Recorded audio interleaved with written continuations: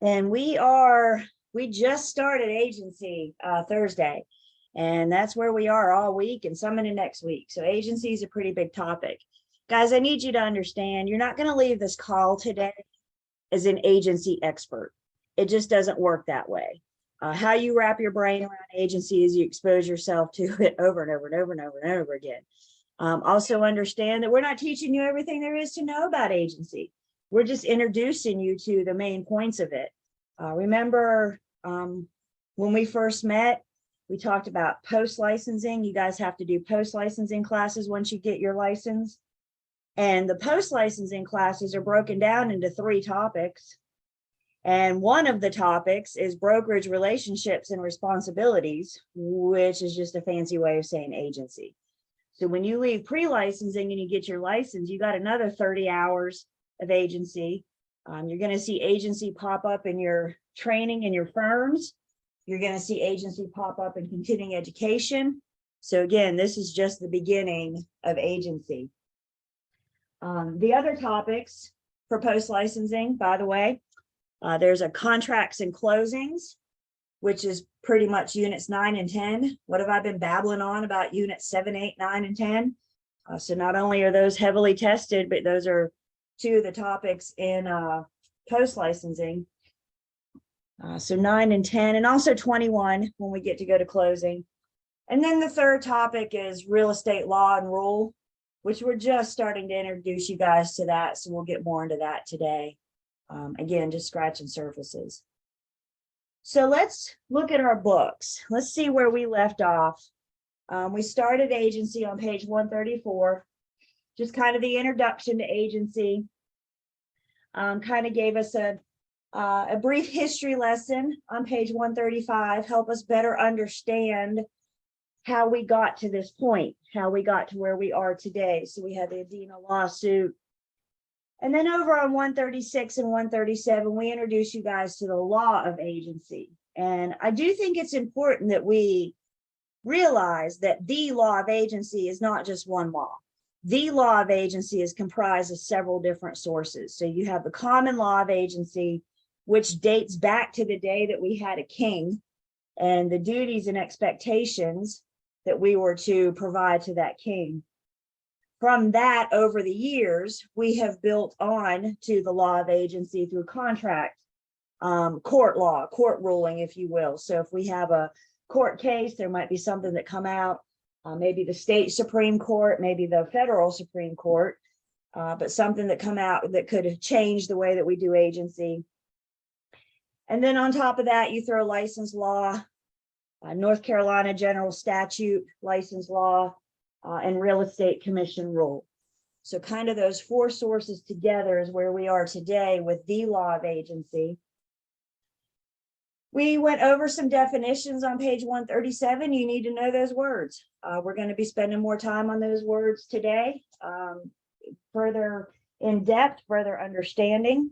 But we're starting to use these words in our vocabulary, in our language, as we go on through licensing. So having an understanding of those words is going to help us better understand where we are. And then the last thing,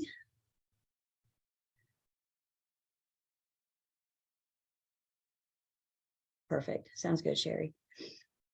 The last thing we were talking about, we were trying to differentiate this idea between the client and the customer. So that's where I want to pick up today.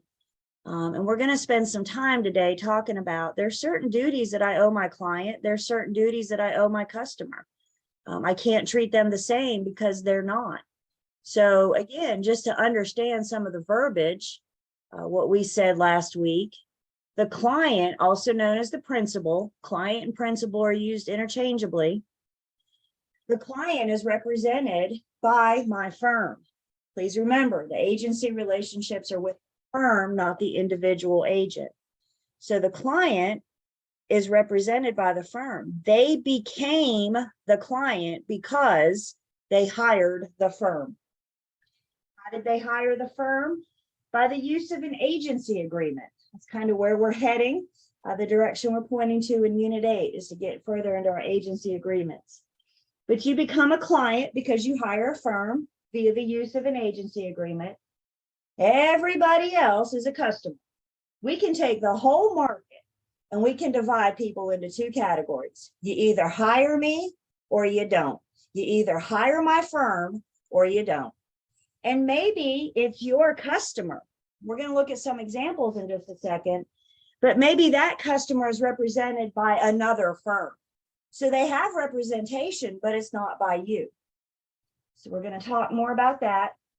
When we talk about whether or not they're represented or unrepresented, I need you to think through the eyes of the firm. This is not about the individual agent.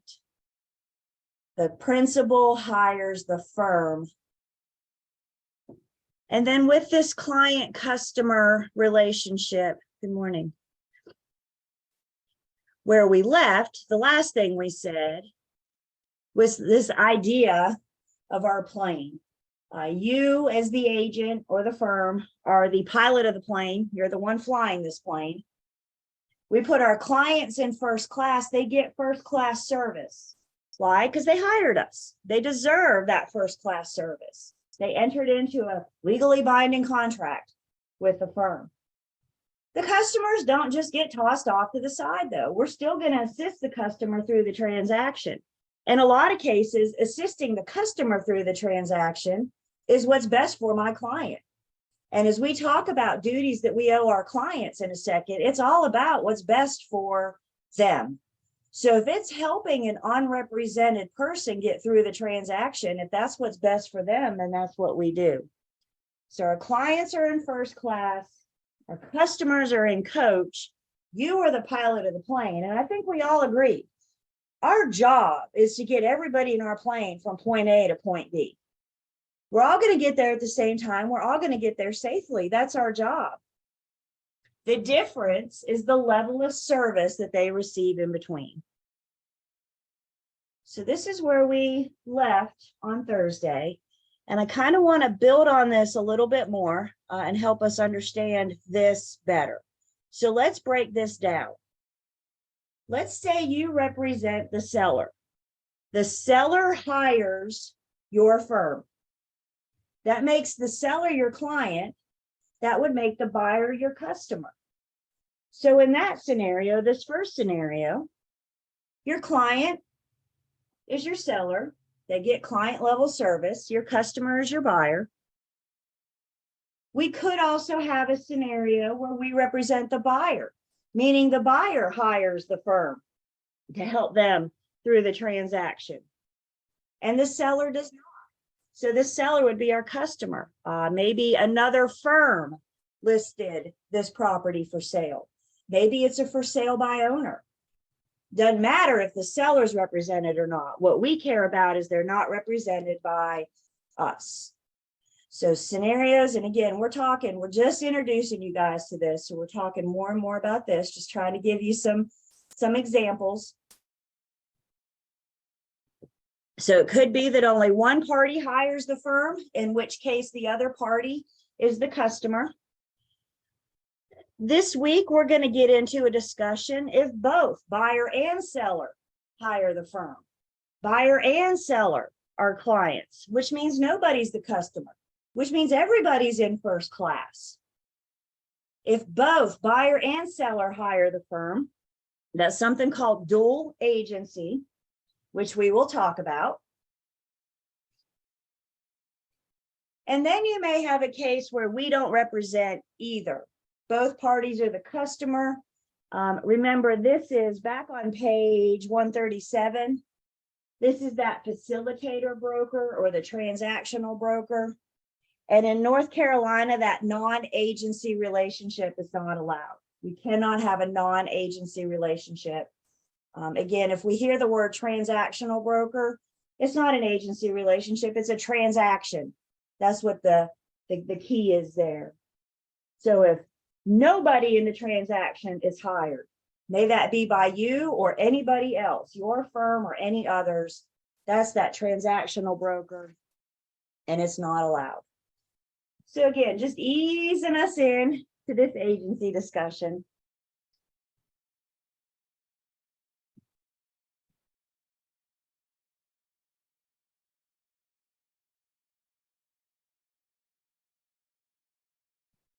So now what we need to do, we've introduced you to the idea of the client, we've introduced you to the idea of the customer, but now what we need to do is specifically talk about the things that I owe my client and the things that I owe my customer. I told you there's a difference. I've told you they're in different places in the plane, but we need to discuss and we need to talk about what that looks like in practice on the day-to-day operations. The client or principal that hires your firm. Again, you're hired by the use of an agency agreement. And once that client hires your firm, we owe them certain duties. And we can best remember those duties. Good morning. We can best remember those duties by remembering OCAR. OCAR is what we owe my client. Please write that down. OCAR equals client.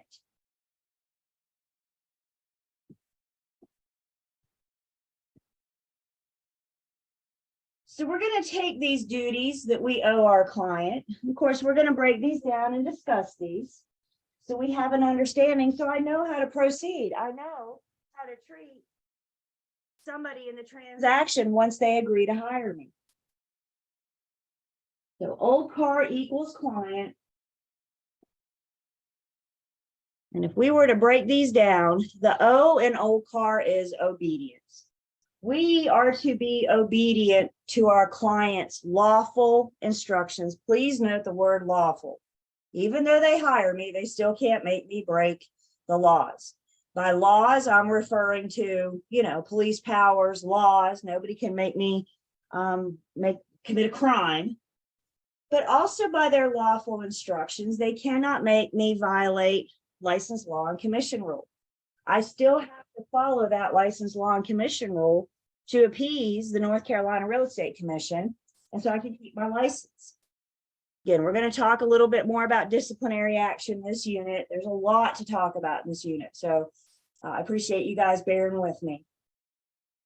But we're going to be obedient. We do what they tell us to do. They are the boss. Let's think about that. They are the boss. They're the ones that hired us. So they are the boss. They are the ones that are offering the commands, giving the orders. And we do what they tell them to. We're going to follow their lawful instructions. Guys, please always remember, I'm a fact finder. I help provide the information. I help gather the facts so they can make an informed decision. I cannot make anybody do anything.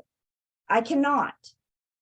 So I help provide the facts so I can be obedient, follow their instructions, but I'm helping provide them information so they know what they're instructing me to do.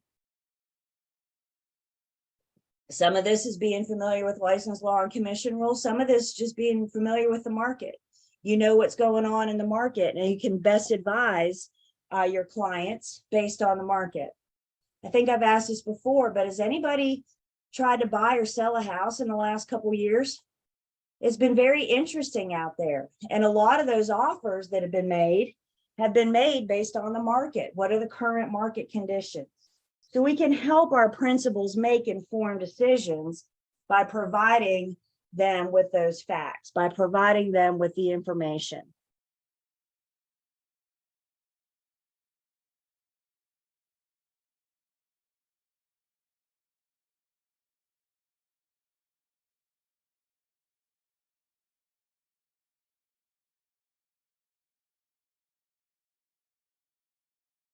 So we're obedient.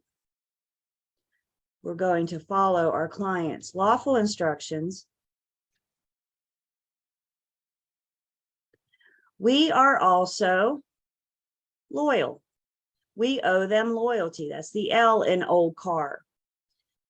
We need to place their best interest above all others. And sometimes that includes our own.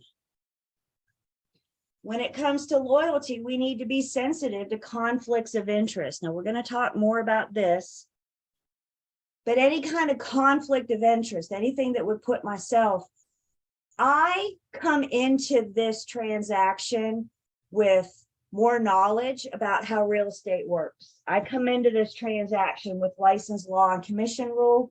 I come into this transaction with knowledge about the market, with experience. And to avoid a conflict of interest, I can't use my knowledge against them. I can't use my knowledge to maybe better myself by taking advantage of what they don't know. So we're going to place their interest above all others. Sometimes, like I said, it's even our own. The D in old car is disclosure. We need to keep our principal informed at all times. Once we learn of something that may influence their decision in this transaction, maybe we learn something about the other side. Maybe the buyer can't get loan approval, or the seller's facing bankruptcy. Maybe we have a material fact about the property. We owe them disclosure. When it comes to disclosure, I want you guys to remember, please always remember, in real estate, we don't have many secrets. So once we learn something about the transaction, something that may or may not influence their decision, we have a duty to share that with our principal. Now we're going to talk more about this idea of material facts. But once we're hired by the principal, we don't have secrets. We learn of something, we disclose it, we share that with them. Remember, I'm a fact finder, and I'm gathering information so they can make an informed decision.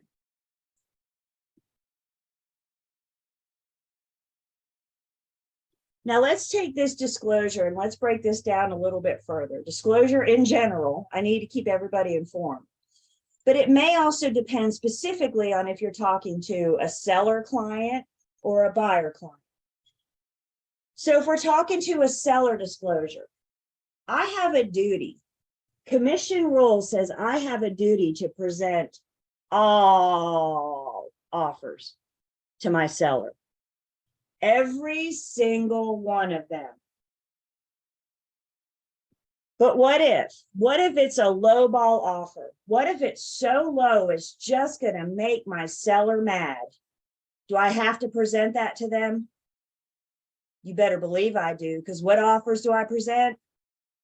All of them. What if it's an offer for a 2-year lease to own? Do I have to present that to my seller? Yeah, because what offers do I present? All of them. I don't have the authority to not present offers. Any offer comes in. What if it's a verbal offer? What if it's an offer in an email? I don't have the authority to accept or reject offers on behalf of my sellers. And because of that, now I get this question a lot, and I think it's a good question. What if the seller tells you, I can't accept anything less than X amount? So they tell you going into this relationship. And I had this happen to me, you guys. We listed his home, I think, for 180. And he said, if I can't sell it for 165, then I can't sell it. Fair enough. Fair enough. So I knew his minimum. I knew how low he was willing or able to go. Anything under 165, he just couldn't do it. We go on the market. I get an offer for under 165. I don't know what it is, but it's under 165. Can I just make that decision for him? Even though he already told me he couldn't accept it. That was before we got the offer, right? Now that I have the offer in my hand or my inbox, I still had a duty. And guys, it was a whopping 5-second conversation. Hey, how are you today? I'm good. We just got an offer. It's for X amount. He said, Julie, I can't do it. Enjoy the rest of your day. You guys with me? I cannot make that decision, even though, let's play the what if game just for 1 second. What if something had happened to his financial situation the night before and he had to sell that house no matter what? And then he found out that I rejected an offer. Do I have a happy client on my hand? No, not even a little bit. So when he told me before I ever listed the house, he told me can't do under 165. I appreciate you sharing that with me. I hear what you say, what you're saying. I have a duty to present all offers. So I was very upfront with him that no matter what I got, I had to share it. I had to present all offers. Everybody hear that? What's the word all mean? That's one of our absolute words, isn't it? Is there any exception to all? Not that I know of. Also with the seller, if we find out that the buyer can go higher than what they offer, how do you find out? Doesn't matter. Maybe you have a pre-approval letter. Maybe their agent blabbed. That happens more than we may realize.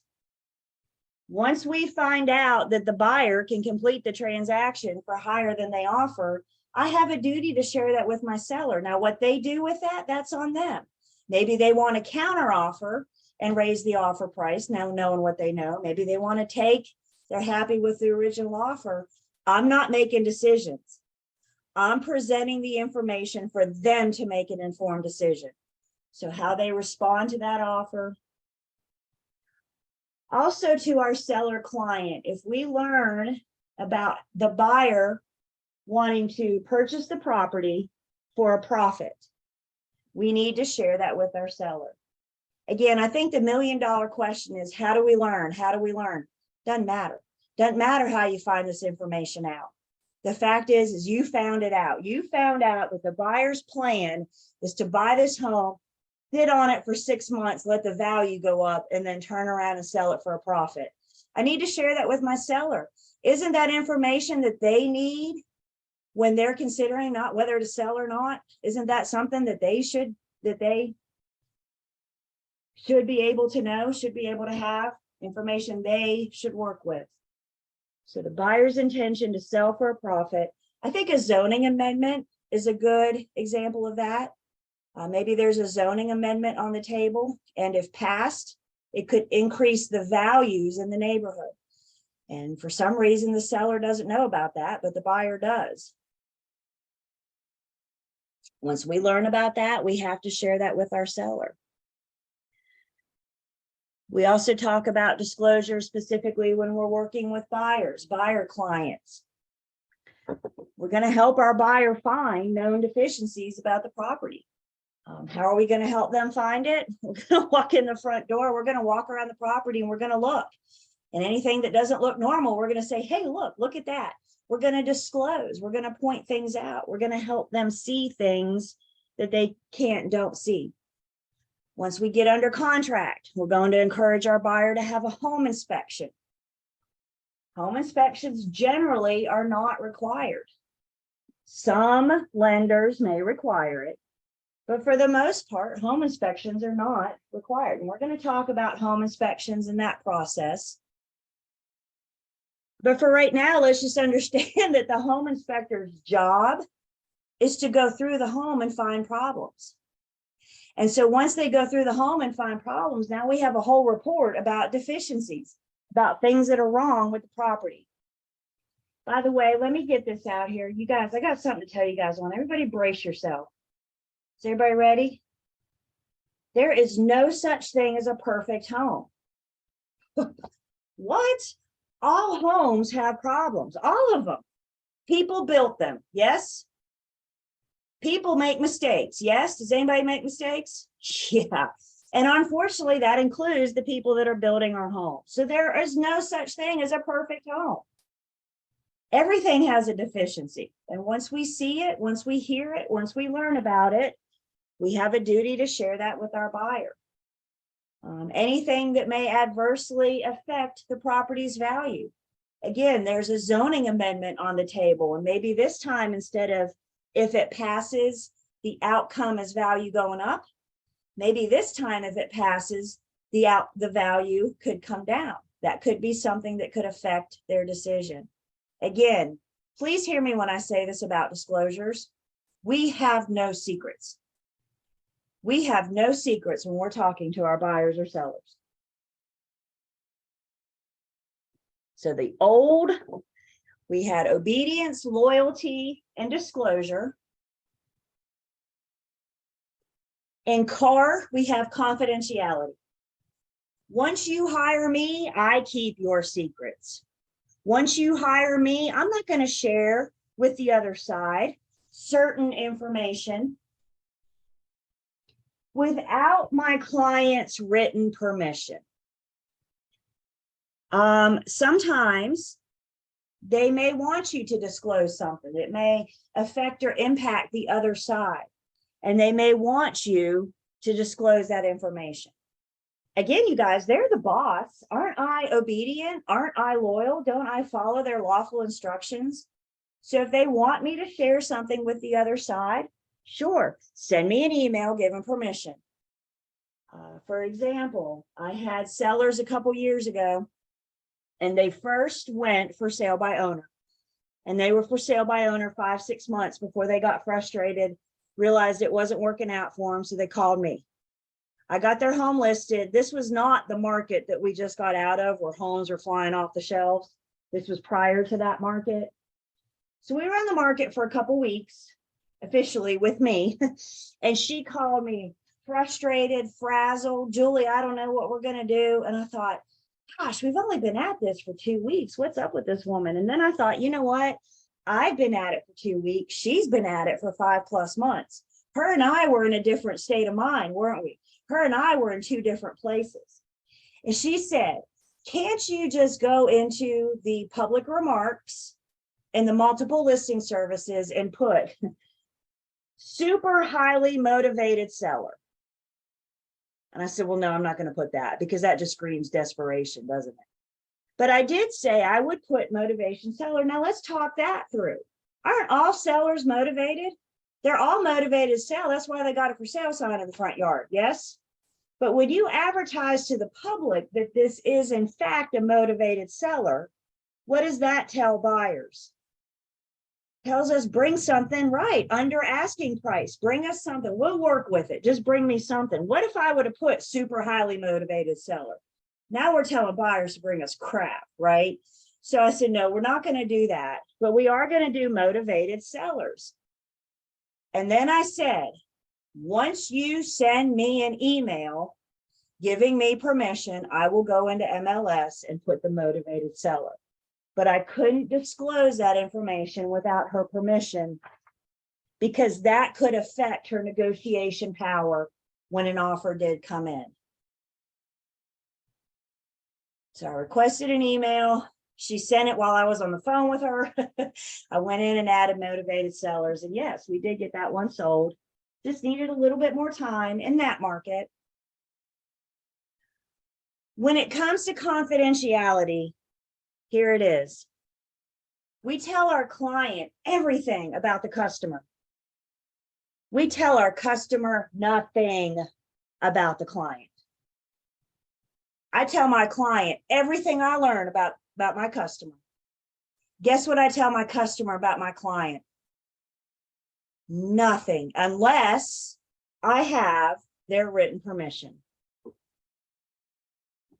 Do they want to share certain things? That's on them. All I can do is advise.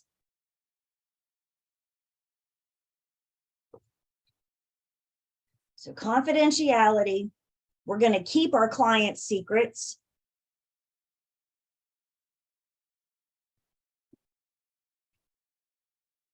The A in CAR is accounting.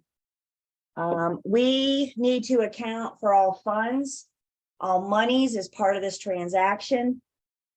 At some point in the transaction, we may have somebody else's money in our hand. We might be acting as the courier, as the delivery boy. We'll talk more about that. When somebody else's money is in my possession, I'm responsible for it.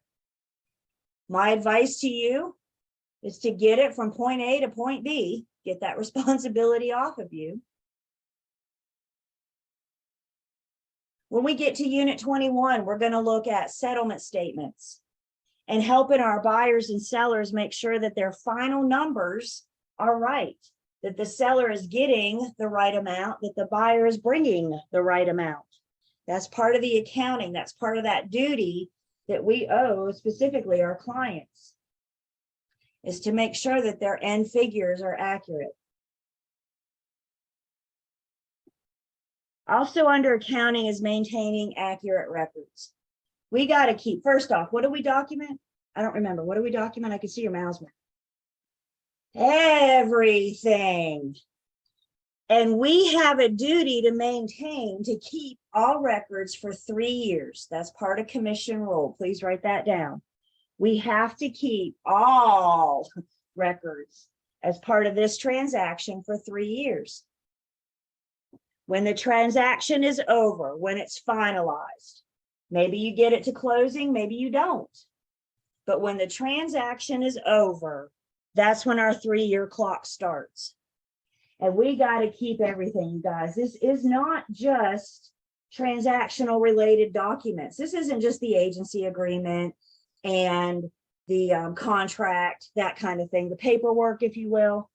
This is also email records, texts, communications. Did you make a note about this transaction on a subway napkin? Keep it. Document everything. A lot of real estate firms are using e-programs now to assist with our transactions, our records, our storage, storing everything on the cloud. You guys may have heard of dotloop or DocuSign or SkySlope, and I'm sure there's others out there. But there's a really good chance that your firm will have an e-program available that they will have you use. And that is part of your transaction record, part of your transaction storage. I know, for example, my firm uses dotloop. Dotloop automatically keeps stuff for 10 years. So we are well within that 3-year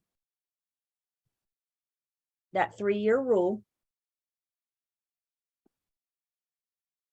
So we're accounting, we're responsible for helping them keep up with their money and the paperwork.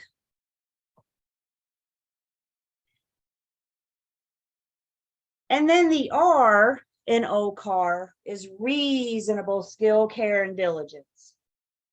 What reasonable skill, care, and diligence says that we should only do the things that we can reasonably do.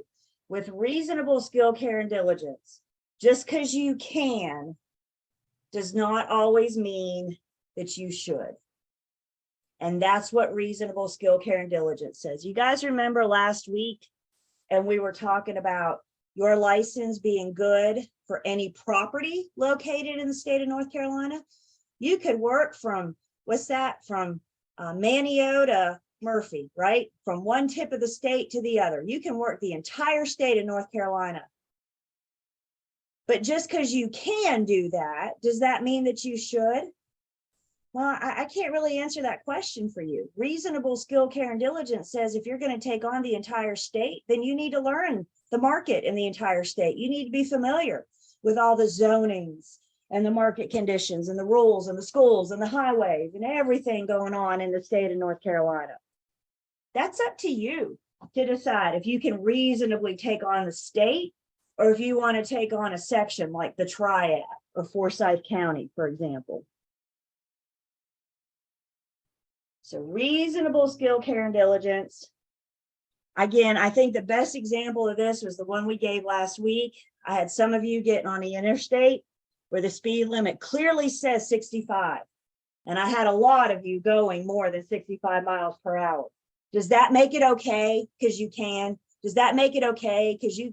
It's so easy to hit that gas pedal and go fast, yes? But does that make it okay? Just because you can doesn't mean that you should.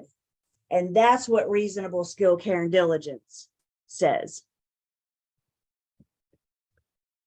Again, if we take this and break it down into specifics. So let's talk about reasonable skill, care, and diligence when we're dealing with the seller, when we're talking about the seller.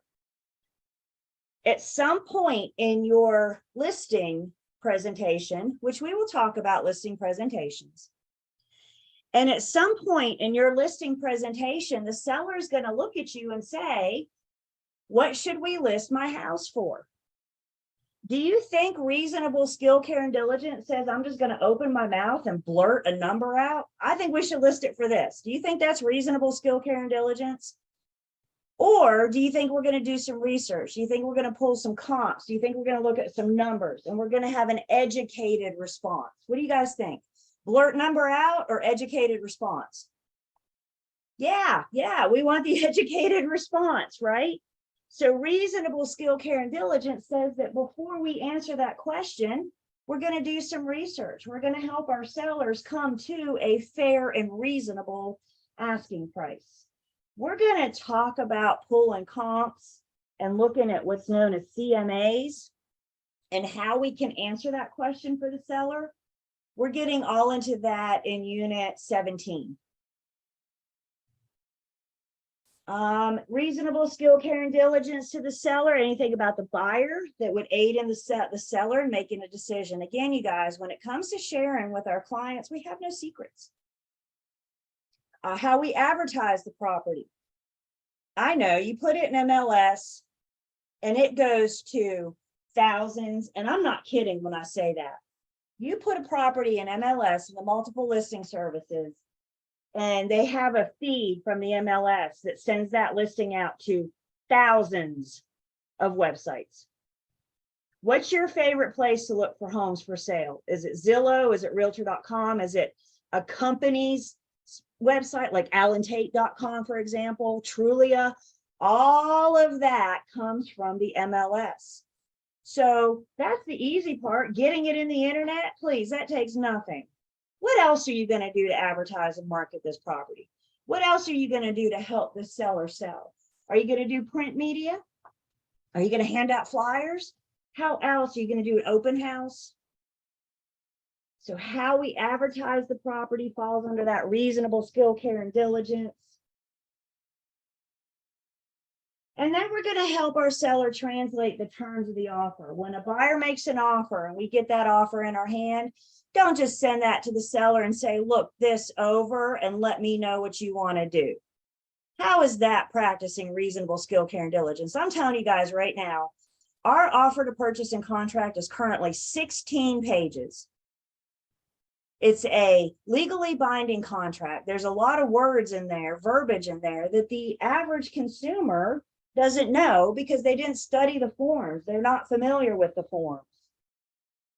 So we're not just going to send an offer to the seller. We're going to help them understand what the terms. Guys, as we learn in Unit 10, when we look at our contract, there's more than the purchase price. There's more than the offer price. There's more than the closing date. There's a lot of other terms in there that we need to make sure that our seller understands so they can make an informed decision. Again, I'm reminded of the market that we're slowly coming out of. We're still seeing signs of it, but we're slowly coming out of it. I remember last fall, maybe early winter, October-ish, maybe November, something like that. My team listed a property. We were on the market for like 2.5 days. I don't know how many showings we had in those 2.5 days, but what I do know is after 2.5 days, the sellers received 45 offers. 45 offers. 45 people made an offer to buy their house. And I just told you that contract was 16 pages. Are you going to send, what's 45 times 16? Are you going to send 720 pieces of paper to your seller and say, look this over and let me know what you want to do? Reasonable skill, care, and diligence says we help them work through those 45 offers. Reasonable skill, care, and diligence, we help them pick the offer that's best for them. That house must have been great. Let's just say it was in the sweet spot of the price point. It was the price point that clearly everybody wanted. Also with reasonable skill, care, and diligence when we're working with buyers. Remember, the seller just asked you, what should we list it for? Well, guess what the buyer's going to ask you? How much should I offer? Again, are you just going to blurt a number out? Or are you going to respond with an educated, are you going to do your research? Are you going to help them crunch the numbers and see what's a fair offer for this market? It's going to happen. You're going to be out showing property to buyers. Maybe it's the first one you show them. Doesn't happen that way. Maybe it's the first one you show them. Maybe it's 5, 6 months from now, that property, however many you've lost count. But one of these days, that buyer is going to walk in the front door and go, oh my God, this is it. This is the one I've been looking for. How much should I offer? And reasonable skill, care, and diligence says that we need to have an educated response. We need to look at those comps. We need to help them make that decision. We're going to help our buyers find suitable properties. We're going to ask them questions. What are you looking for? How much do you want to spend? Are there certain features? We're going to get them to a lender very early in the transaction so we can make sure they can afford the homes that they think that they want to see. We'll talk more about that when we get into our financing units.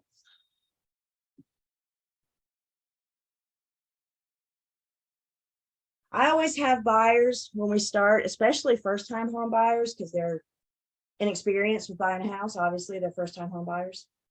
I always encourage them. I'm old school. I tell them to take a piece of paper and draw a line down the middle. And on one side, write wants, and on the other side, write needs. Are wants and needs two different things? You better believe it. Could wants and needs affect the price? You better believe it. But by helping them identify those wants and needs, I could be helping them determine what's a suitable property. With that being said, I need you guys to prepare for that wants and needs list to change as we go out and start looking at properties. Buyers get out and they say, well, maybe I don't need this, or maybe I do. So just, that's a side note to maybe you tuck that in the back of your brain somewhere when you're with that buyer and they say they changed their mind. They do that. They do that. I also think sometimes when I'm talking to a married couple and I ask the married couple what their wants and needs are, and they start talking, and I swear they're talking about two different houses. And now my question is, how am I going to get these two people under the same roof? We're helping them identify what they consider a suitable property. We mentioned financing, helping them get to a lender to get loan approval, so we know they can even afford the house. Again, talking more about financing in units 14 and 15. And then we're going to help our buyers write and present offers. When we look at our contract in unit 10, we're going to see there's a whole lot of blanks. My job is to fill in the blanks, but I'm just not going to fill in the blanks. I'm not just putting any old thing in there. I'm filling in the blanks with the terms of what my buyer wants to offer. Again, I'm helping them making that informed, educated decision. Once we fill in the blanks, once we write the offer, we're going to have our buyer sign it to prove to the seller that they're serious. And then we're going to present it on their behalf. OCAR says I'm going to present it as if it was the best daggum offer I've ever seen. Why? Because this is my buyer client. It may not be the best offer, but guess what? It's theirs. Everybody with me? I can't tell you how many times as a listing agent, I've had buyer's agent call me and say, we have an offer, but it's not great. I don't even want to put on the form. Can I just email it to you? Because I know you guys are going to reject it. Is that how you old car? Does that sound old car to you? No. You write that thing like it's the best daggum offer you've ever seen, because that's what you're doing for your buyer client. Are they going to get it? I don't know. Should they have listened to you? Probably. Sometimes buyers have to lose a house or two before they look at you and say, all right, what do I have to do?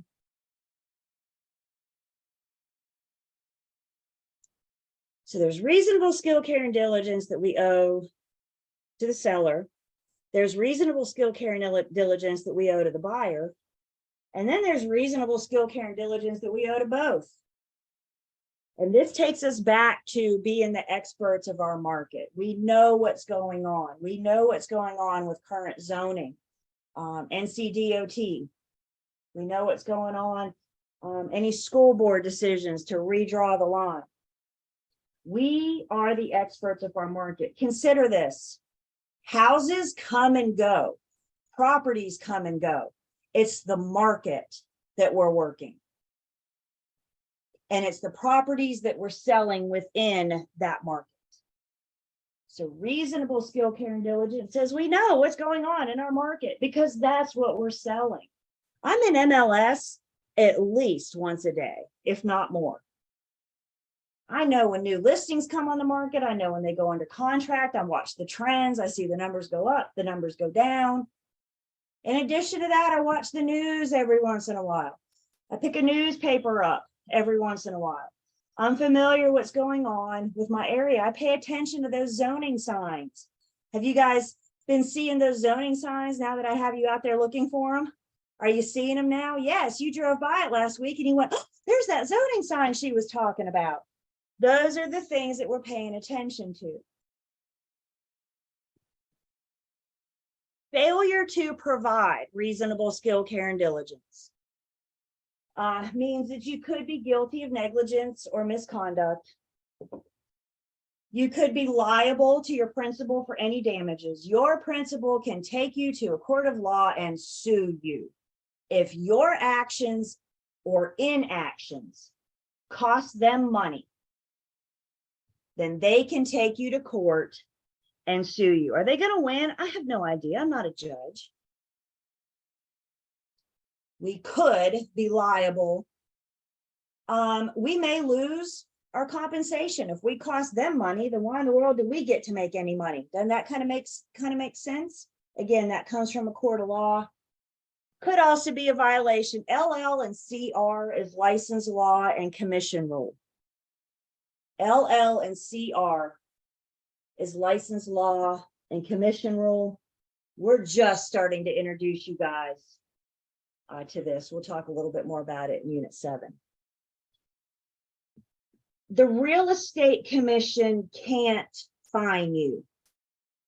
So if you violate license law and commission rule, they can't fine you. What they can do, though, is discipline your license. Maybe they suspend it for a period of time. Maybe they revoke it, just flat out take it back. Remember, the commission's main purpose is to protect the public.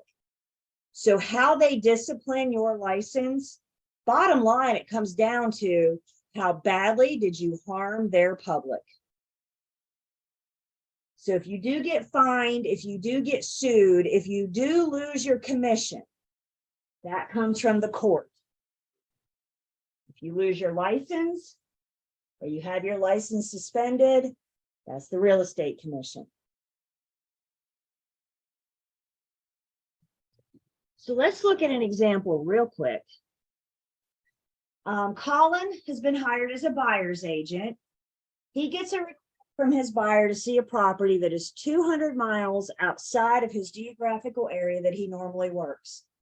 The question is, can Colin show his buyer the property?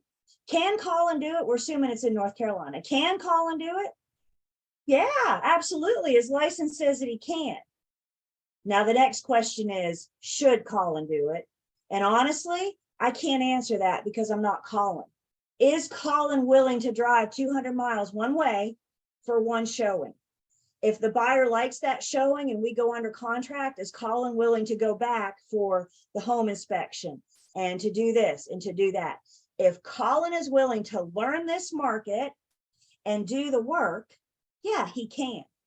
Whether or not he should is to the individual agent. And that's why we can't answer that question, because we don't know if Colin's willing to do that. Was it last year that gas prices were so dang high we couldn't afford to go to the grocery store, not alone, 200 miles one way? That may influence, obviously, the purchase price, and the amount of commission may influence Colin's decision. If Colin's unwilling to do this because he doesn't know the market or he doesn't want to drive 400 miles in one day, then Colin needs to refer it to an agent in that market, an agent in that area. Let the expert of that market take care of it. Is a referral fee better than nothing at all? You better believe it. You better believe it. So sometimes it might be that reasonable skill, care, and diligence might be what's in our client's best interest to just take a referral fee. Remember, it's not about you. It's about them and what's best for them. Our clients get OLCAR: obedience, loyalty, disclosure, confidentiality, accounting, and reasonable skill, care, and diligence. What questions do I have on OLCAR?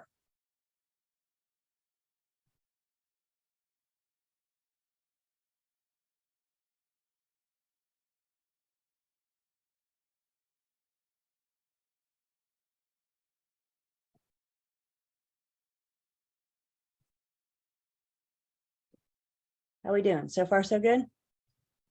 So far, so good. Okay.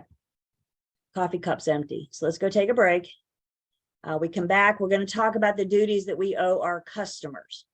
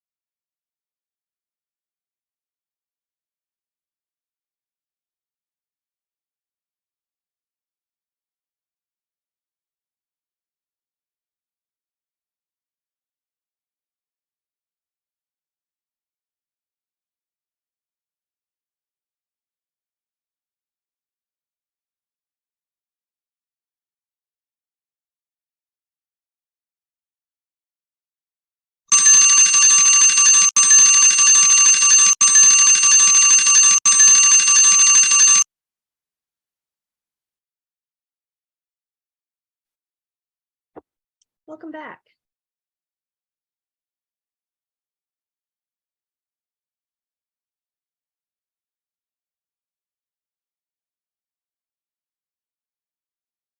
So I am taking attendance.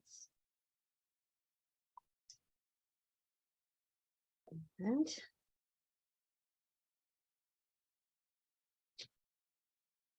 talked about OCAR, which are the duties that we owe our clients. The client gets OCAR.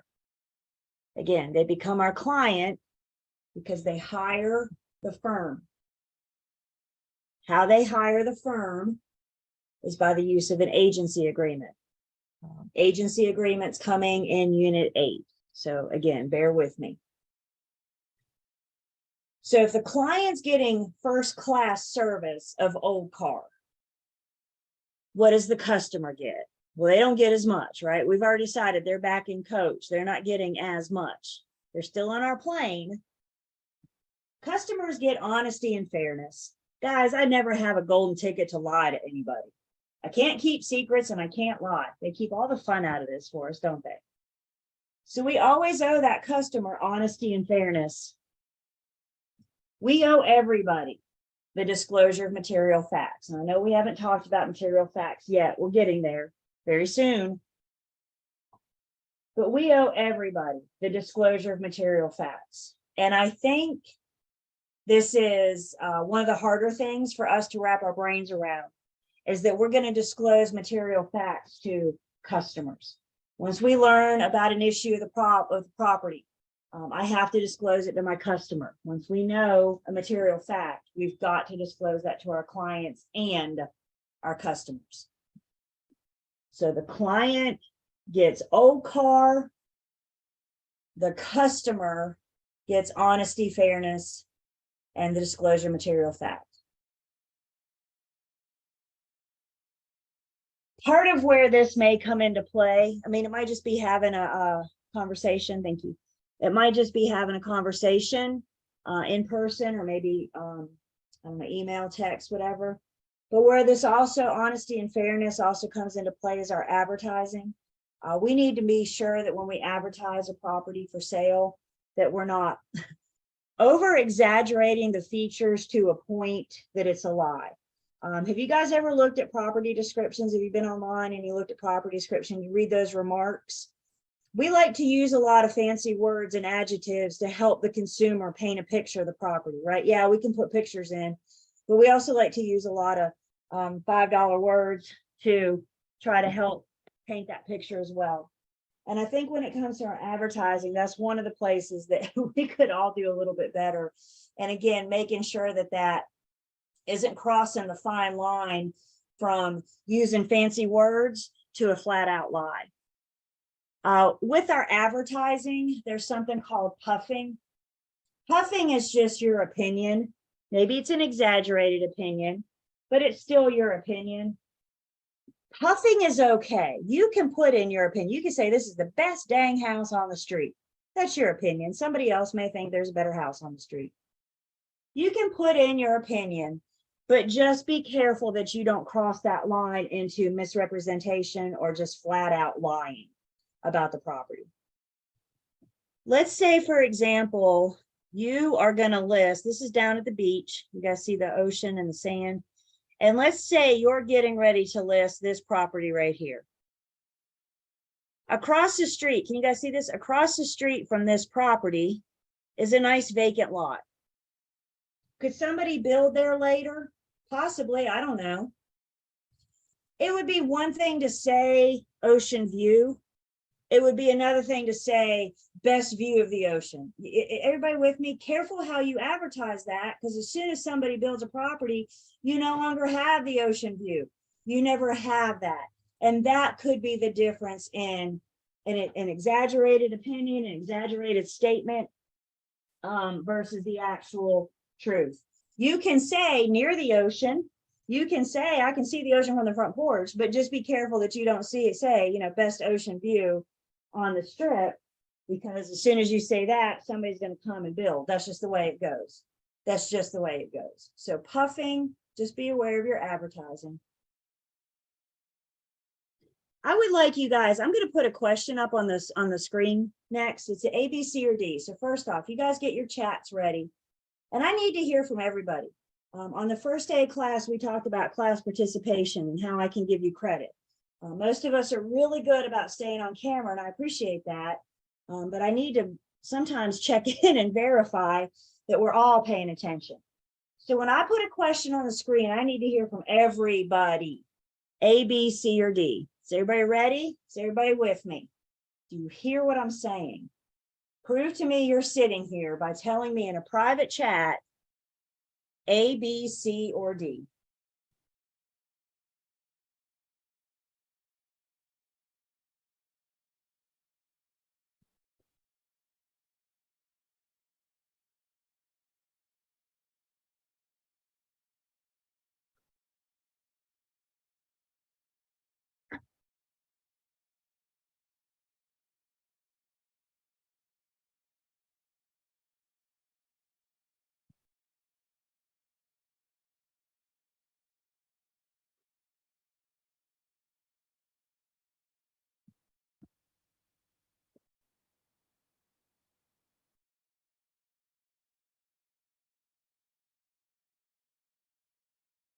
If you don't know, guess. I'm not looking for right or wrong.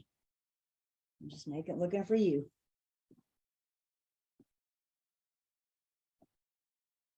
Is everybody in?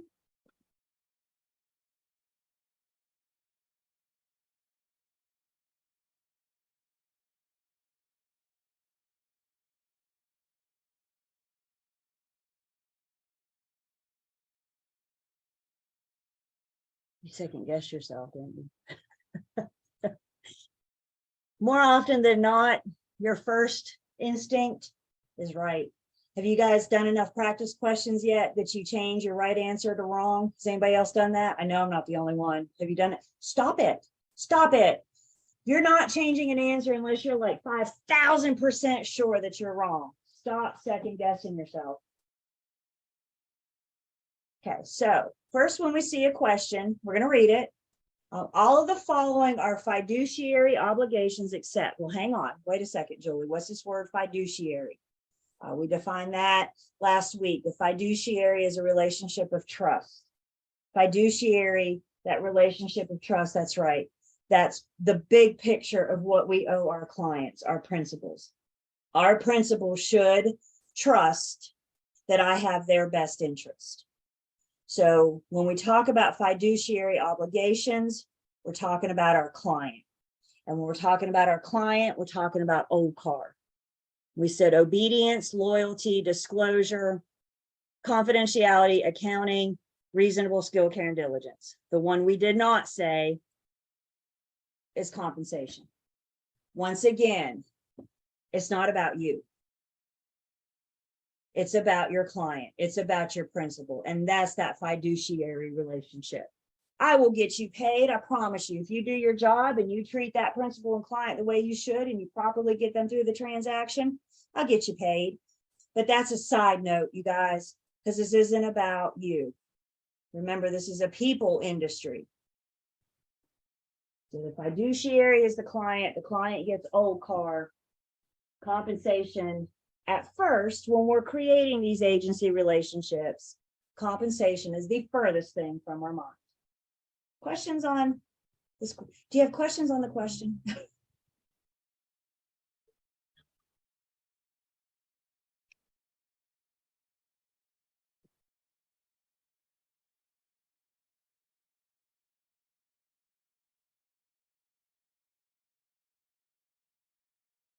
Okay.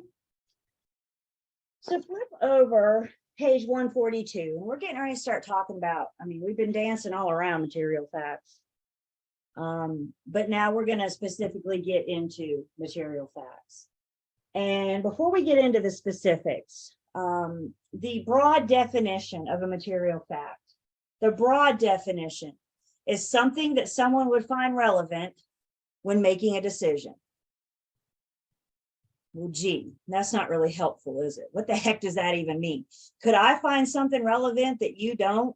It could be subjective, right, to our wants and needs.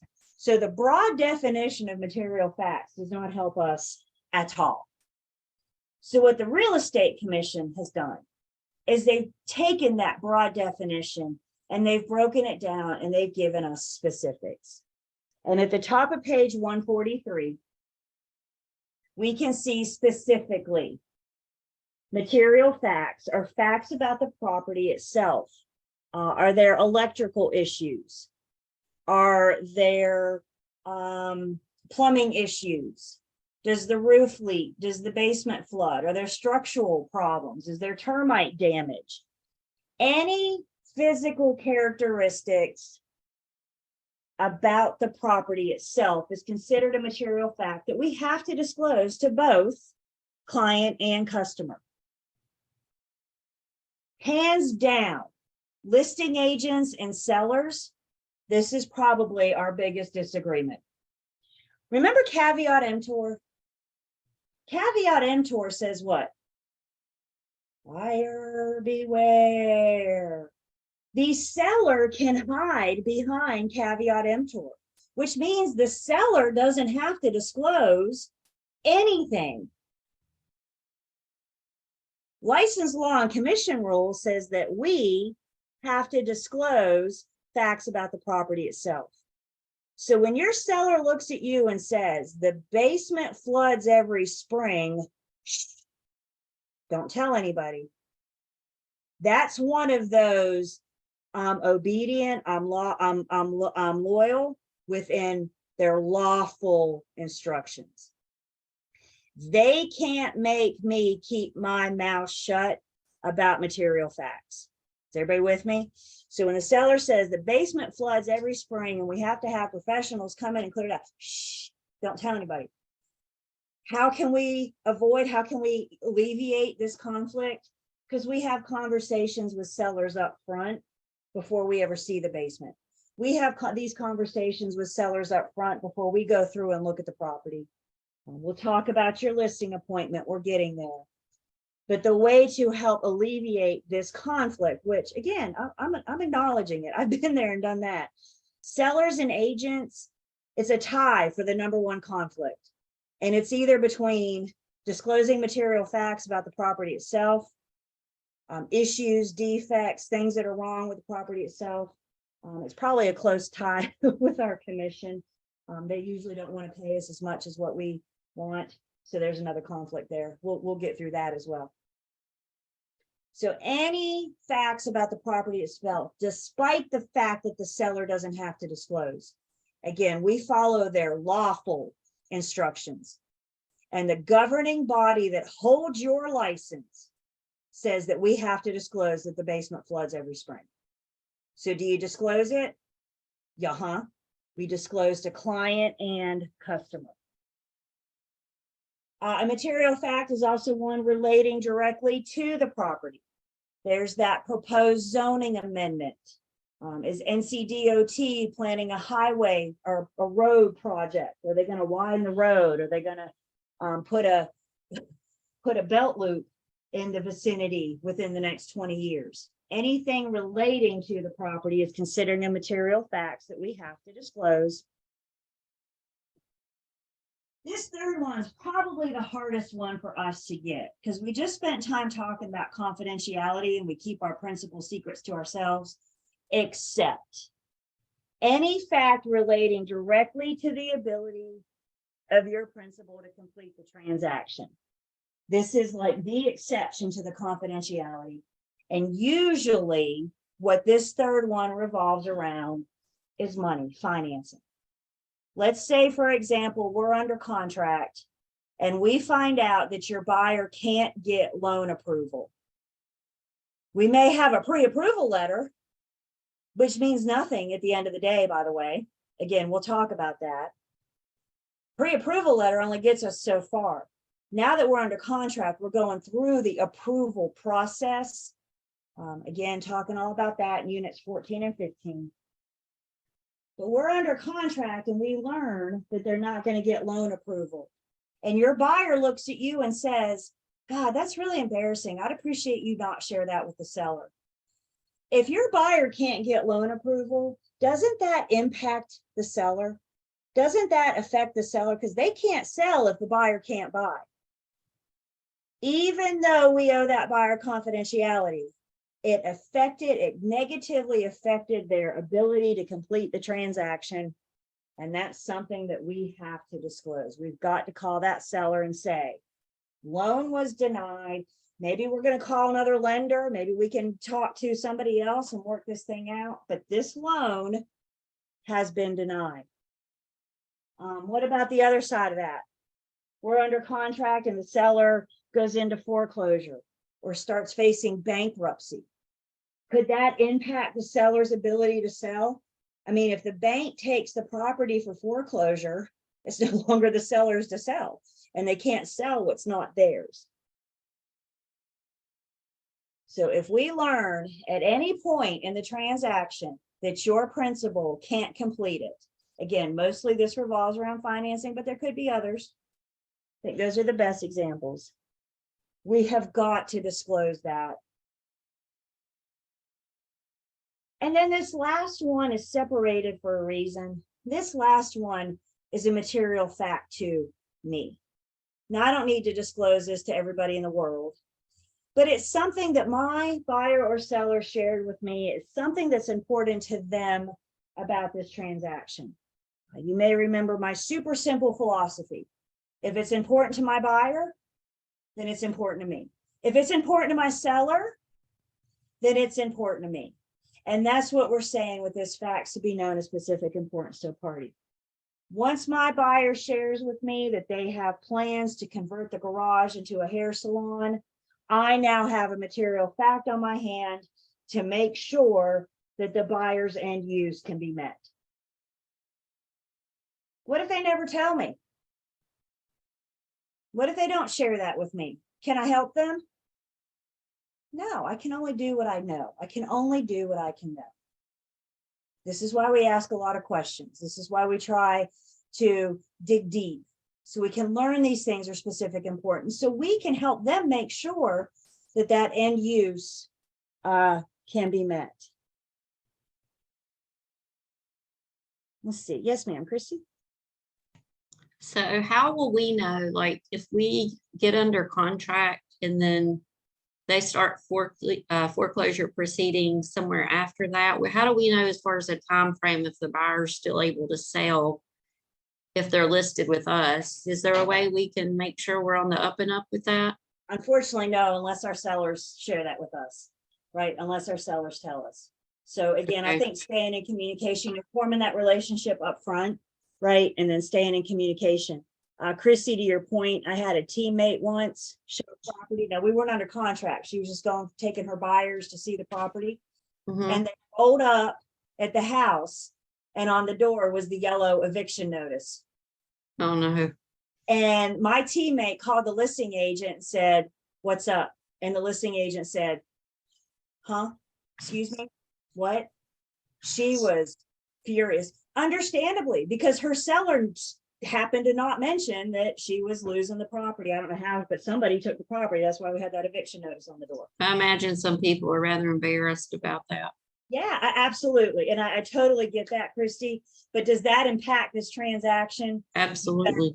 You better believe it. So once that agent found out, I'm sure her seller got an earful that afternoon, because they just never shared that. And she could tell by her reaction that it was brand new information to her, that this wasn't like oh yeah, we knew that was coming. You know what I'm saying? So unfortunately, we can only rely on, there is no way that we can go find that information. So we can only rely. Just can picture a lot of sellers trying to hurry it and sell and pay off the loan to keep it off their credit, and we could kind of get caught up in the middle. And we have places in our listing agreement, for example, we ask the sellers to list their outstanding debt. So if that debt starts adding up more than what we can sell the house for, here's a little red flag to go up to ask some questions. So there are some things, we ask the seller in the listing agreement, are you potentially facing foreclosure, bankruptcy, right? So we have prompts to have these conversations, but guys, people lie sometimes. I wish I could stand here and tell you that people don't lie, but unfortunately they do.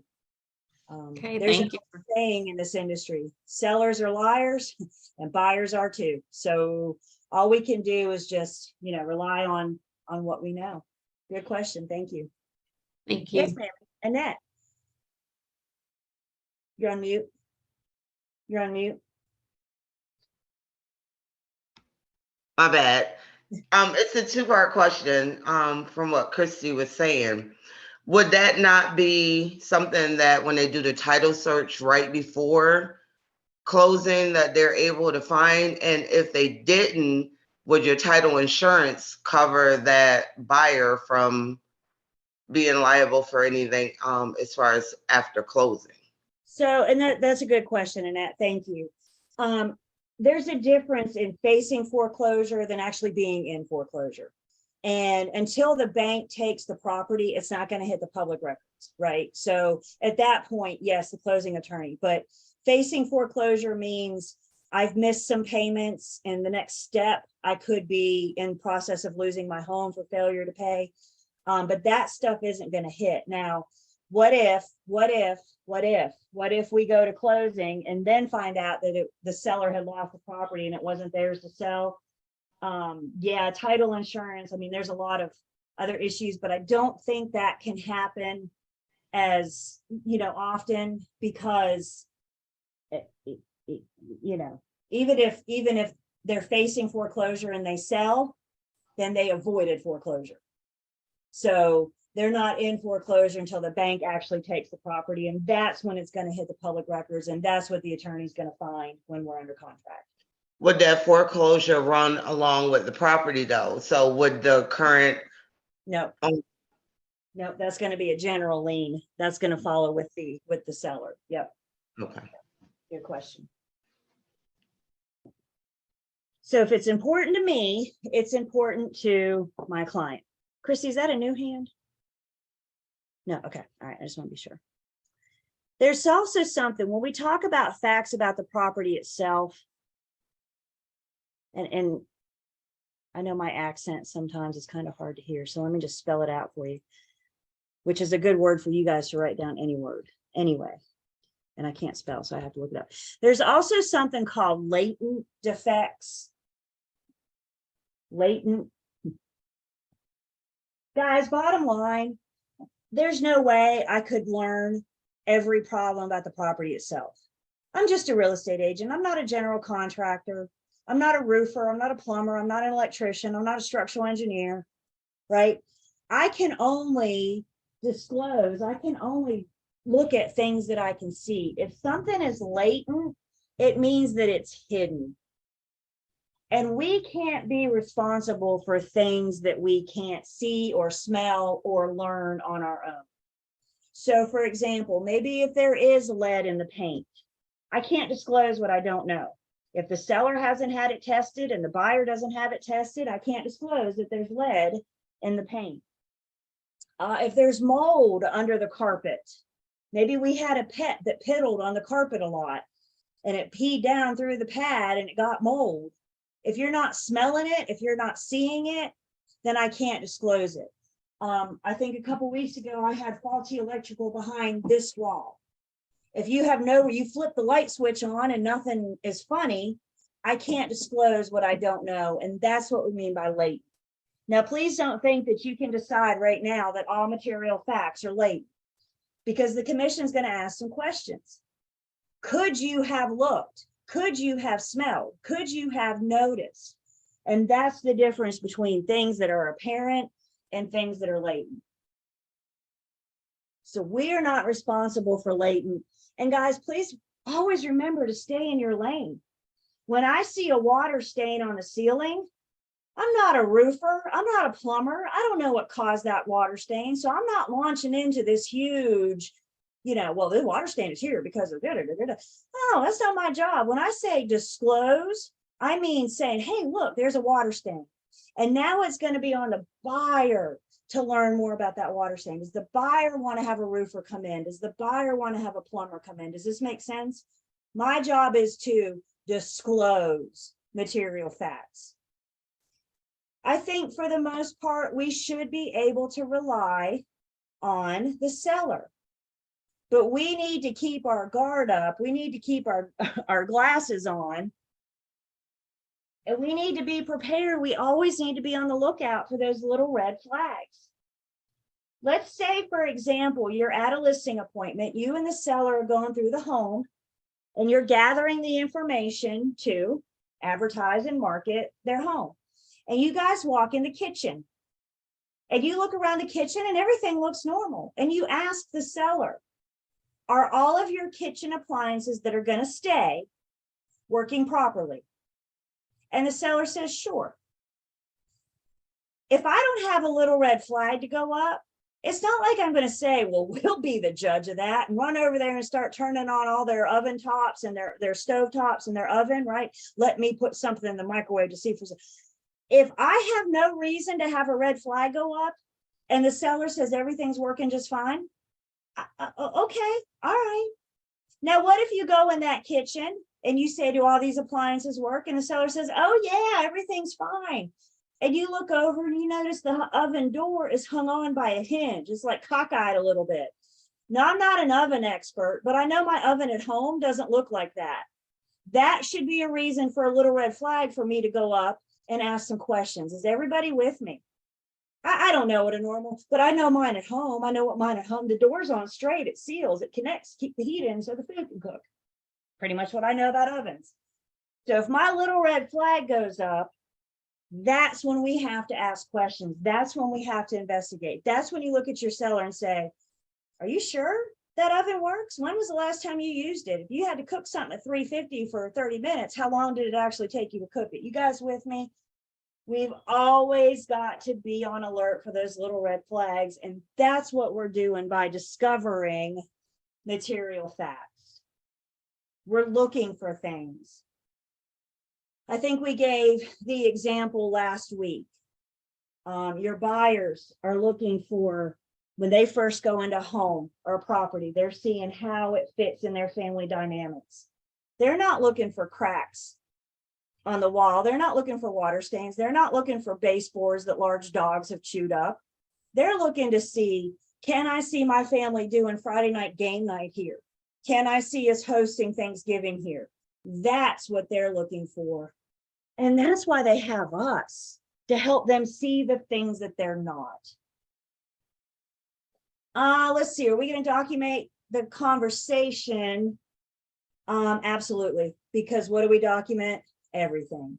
So again, I can only disclose what I know. So if I see a water stain or I smell mold or mildew, the seller is under no obligation to disclose that information, but I have to. What I'm disclosing is, hey, there's a water stain on the ceiling. Again, I'm not a plumber, I'm not a roofer. I can't go charging up in the attic and tell you what's wrong with it, what caused it, and how to fix it. Stay in your lane. Again, people buy houses every single day with problems. There is no such thing as a perfect home. Again, I'll share with you guys, I had a teammate, he was working with a buyer last week, and they found, in her mind, a great house. And the sellers, something that's gaining in popularity, some sellers are choosing to get a pre-listing inspection. So before they ever go on the market, they're getting like a mini home inspection to help them notice the big glaring things. Maybe they want to fix it, maybe they don't. There's no obligation, everything is as is. So my teammate was working with this buyer, and this seller had a pre-listing inspection, and they even went through and fixed some of the stuff. And they took that list inspection, they said, done, corrected, fixed, done, done, done. They went through. Now, they didn't fix everything, but they fixed some of it. And that buyer was hesitant to make an offer because there were problems in the home. Well, guess what? There's problems in every home. You just happen to know about them now before you go under contract versus going under contract and finding them. He had a weekend with her. Guess what? He got her under contract this weekend too, because he had to explain to her, there's no such thing as a perfect home. You're going to find problems. You're going to find issues. It's that risk tolerance. How much are you willing to deal with? How many issues are you willing to deal with?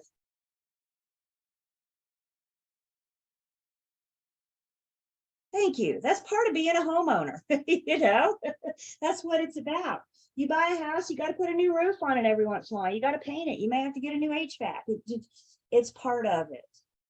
And that's what he had to get through with her. And I was so happy when I woke up Monday morning and saw that he got her under contract, because he had a hard time. She's like, oh my gosh, this is broke. Well, yeah.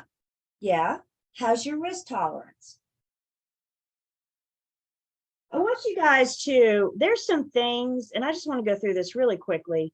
There's some things that the North Carolina Real Estate Commission, again, to help make this easier for us, there's some things that they've gone in and said, these things are automatic material facts, period, end of story. So if you come across it, it's a material fact. You don't have to ask yourself, do I need to disclose this? If you come across it, it's a material fact, period, end of story. So look with me on page 143. Under those 4 bullet points, some issues have been declared to be a material fact. One thing they list there is EIFS, also known as synthetic stucco. Stucco is an exterior siding. Stucco kind of looks like concrete. When I think of stucco, I think of like Spanish style homes. They don't have vinyl, they don't have brick. It looks like cement. It looks like concrete. The synthetic means it's fake. It's fake stucco. And if a property is or ever has been clad in synthetic stucco, then that will remain a material fact on the property, even if it's been fixed.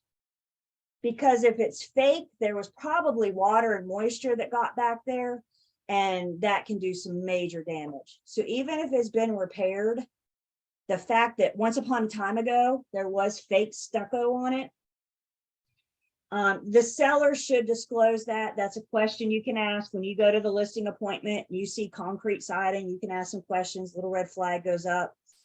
If the seller has no clue, walk over to the side of the house and knock on it.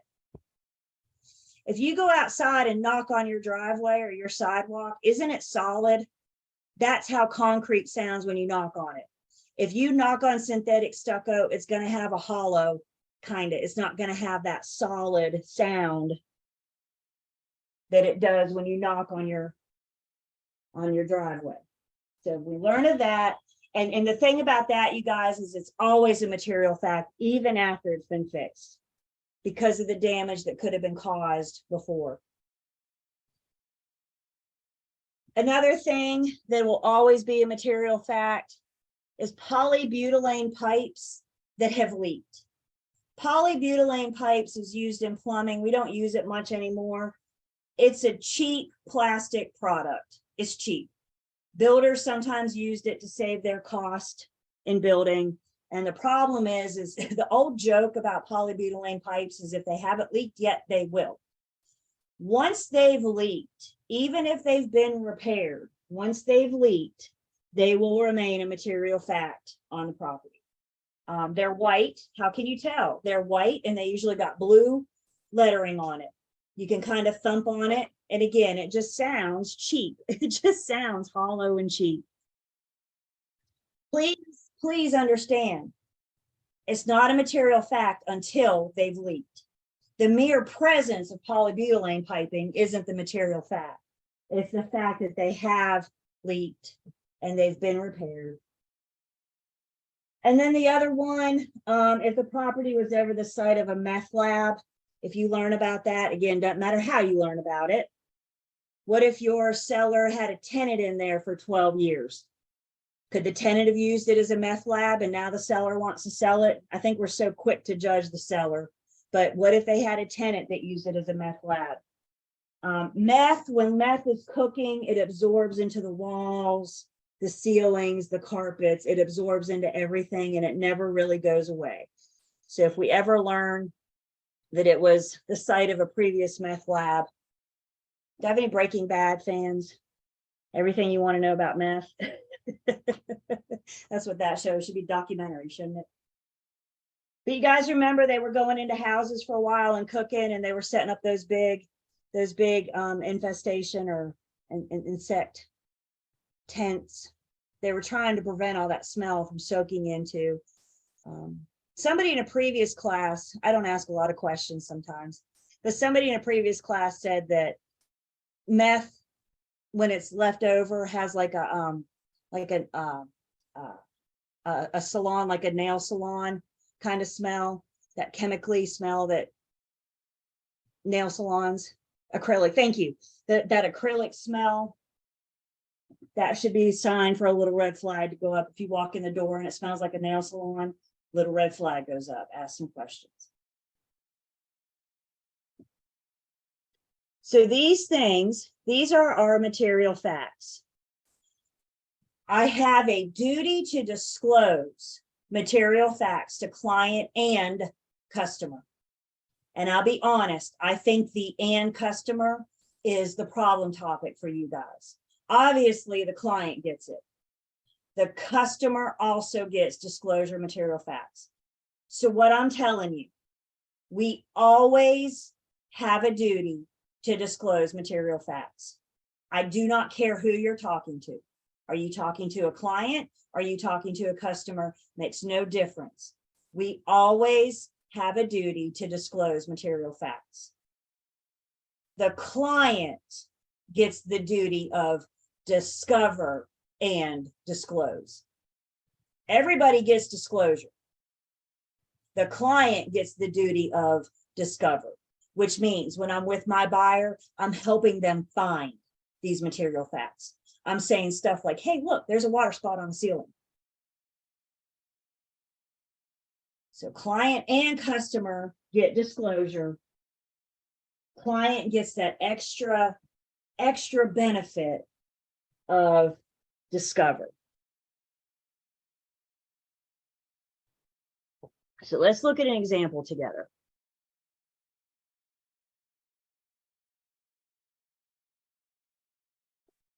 So Sarah's a listing agent. She's performing a listing presentation for seller Mark. During Sarah's walkthrough, she notices a stain on the ceiling. So her little red flag goes up, and good for Sarah. She asks Mark, what is that water stain on the ceiling? Mark's got loose lips. Mark says, well, the roof is leaked and I've repaired it 3 times, but it just needs to replace. And quite frankly, that was a huge decision in me deciding to sell this house or not. Do we have a problem? I got a roof that's leaked, that's been repaired 3 times. And now I got a seller saying, this was why I'm selling, because I don't want to deal with this roof. Can Mark choose not to disclose that? Does Mark have to disclose that the roof leaks? Mark being the seller. Nah, Mark can hide behind caveat emptor. Does Sarah have to disclose it? Yes. Caveat emptor and license law and commission rule are 2 different things. The seller can hide behind caveat emptor. The agent cannot. He tells Sarah, shh, don't tell anybody, just list my property and sell it. Sarah says, Mark, I'm sorry, license law and commission rule says I have to disclose that. Even though Mark doesn't have to, Sarah does. Does repainting the ceiling fix the leak? No. Quite frankly, you guys, Mark was the one that went wrong in this. He should have painted it before the agent ever came over, right? Because she can't disclose what she doesn't know. So if he painted it over, does Sarah's little red flag go up? No. Now, I'm not encouraging you guys as sellers to, but you're with me, right? And again, how do we avoid this conflict? Sarah should have. I'm assuming that Sarah was a good agent and she had this conversation with Mark about how she has to disclose before she ever started going around and looking for little red flags. Again, we're going to talk about Sarah's disclosing her status to Mark, getting ready for the listing appointment, all of that. I promise we're getting there.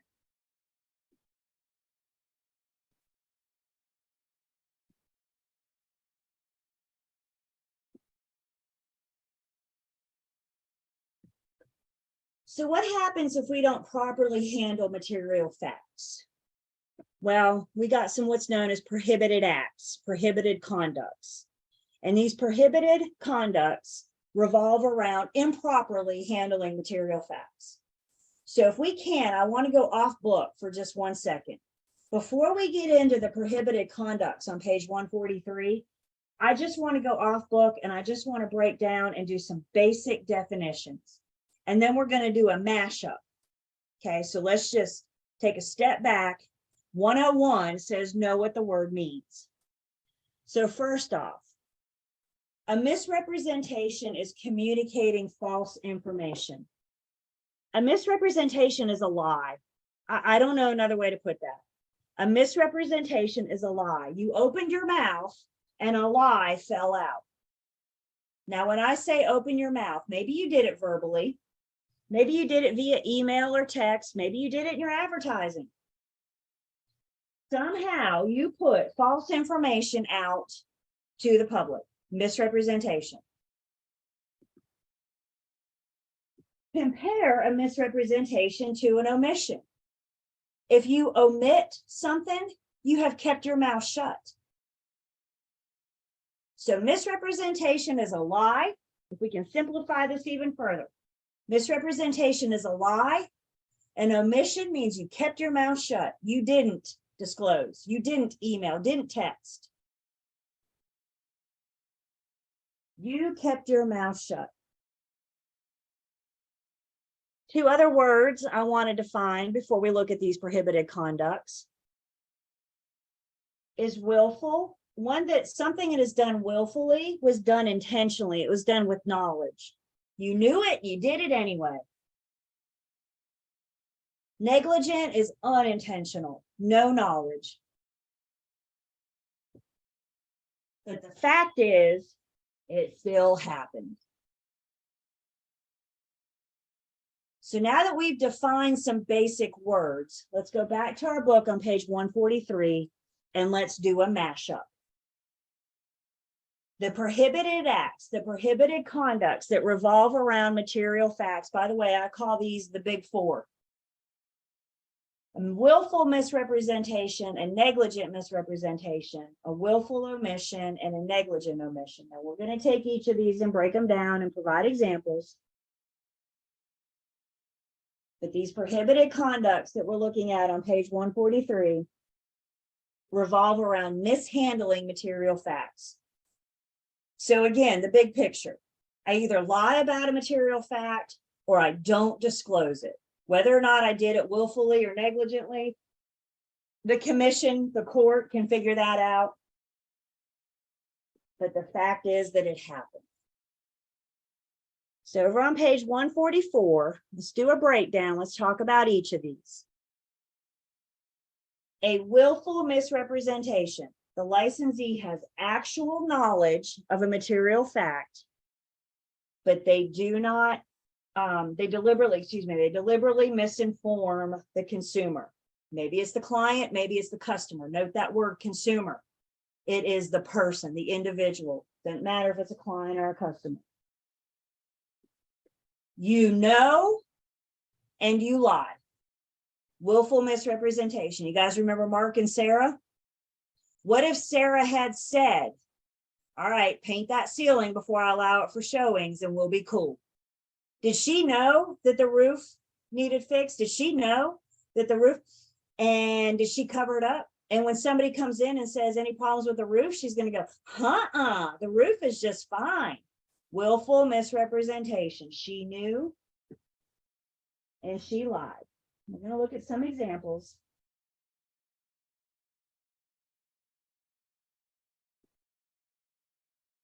So an example of willful misrepresentation, a seller's agent is aware. Does that mean that they know something? The seller's agent is aware that the present owners of the listed property had serious problems with electrical wiring. How does she find out? I don't care. The fact is she knows. Nevertheless, the broker tells a prospective purchaser that all mechanical systems are in excellent condition. Does she just lie? Yeah, we know that there's electrical issues. And when asked, she said, everything's fine. That agent is guilty of willful misrepresentation. They know and they lie.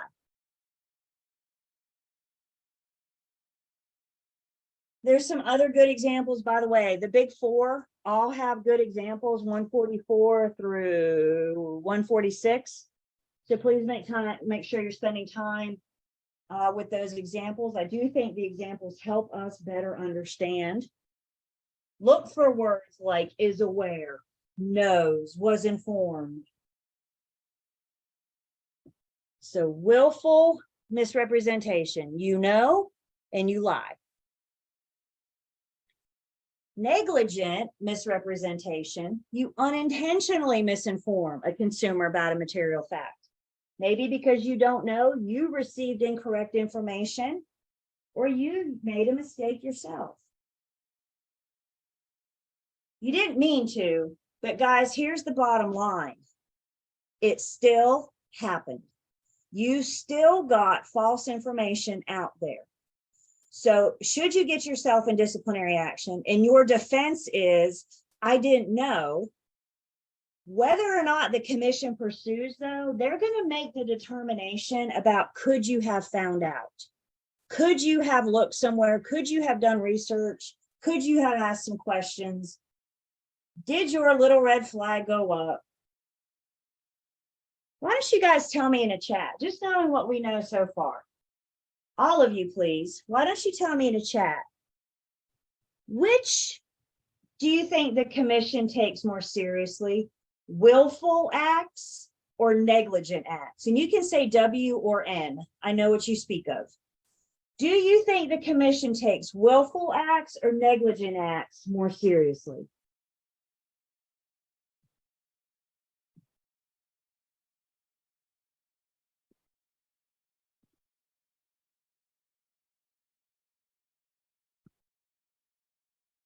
We all in? And I think because a lot of you said, well, both, and I agree with you completely. But I think bottom line, willful acts, because you did it with intention, you did it with knowledge, you knew darn well what you were doing, you did it anyway. Negligent acts, it depends. Should you get a complaint for a negligent act, the commission is going to do what's known as a reasonable standards test.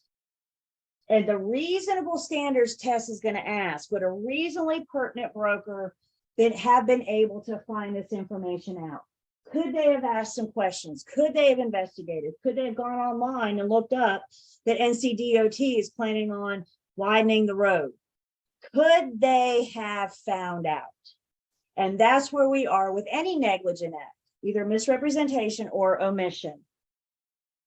You didn't know. We're all in agreement with that. But could you have found out? And that's what the commission, that's going to be the difference in willful or negligent. So if we look at an example of negligent, while viewing a property in a subdivision, the buyer tells their agent they want to build a large storage building in the backyard and ask if that would be allowed.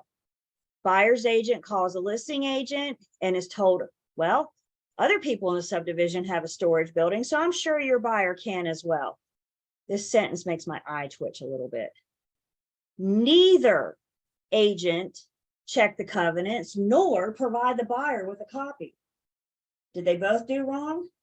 Yeah. Guess what? Both of them could go down. Could they have found out? Could either agent have found out just by getting your hands on the covenants?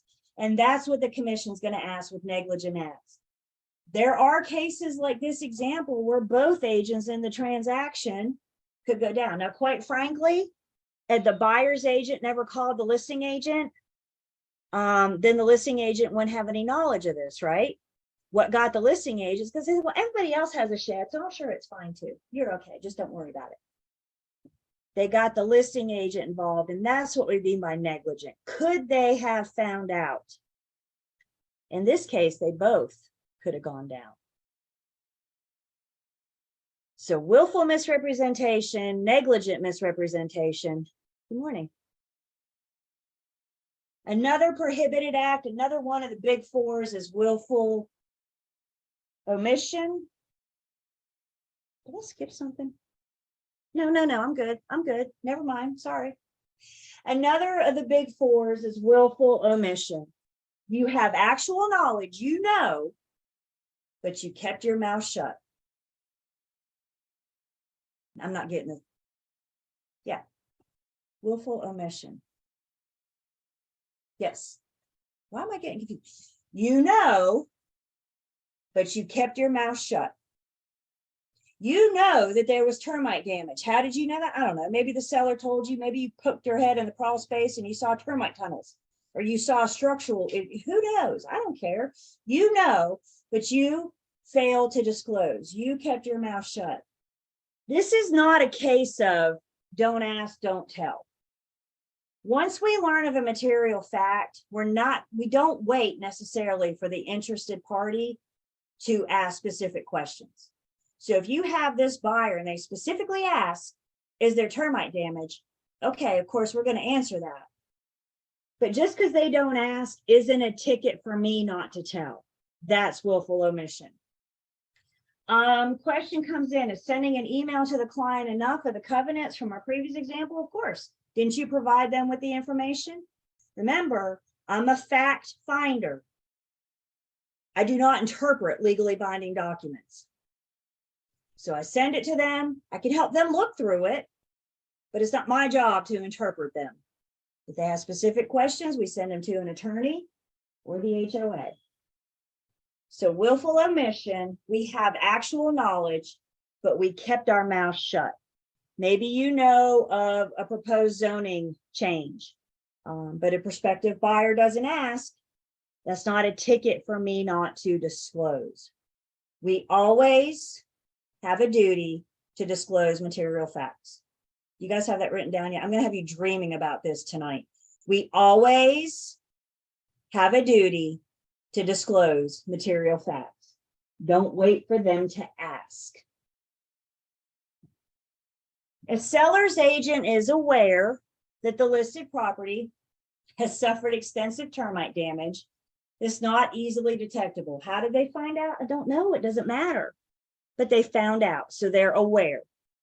Regardless of whether a prospective purchaser actually inquires about possible termite infestation or damage, we still have the duty to disclose. Not doing so would mean we willfully kept our mouth shut, willful omission. Yes, ma'am, Annette? Hold on. Am I off mute? Yes.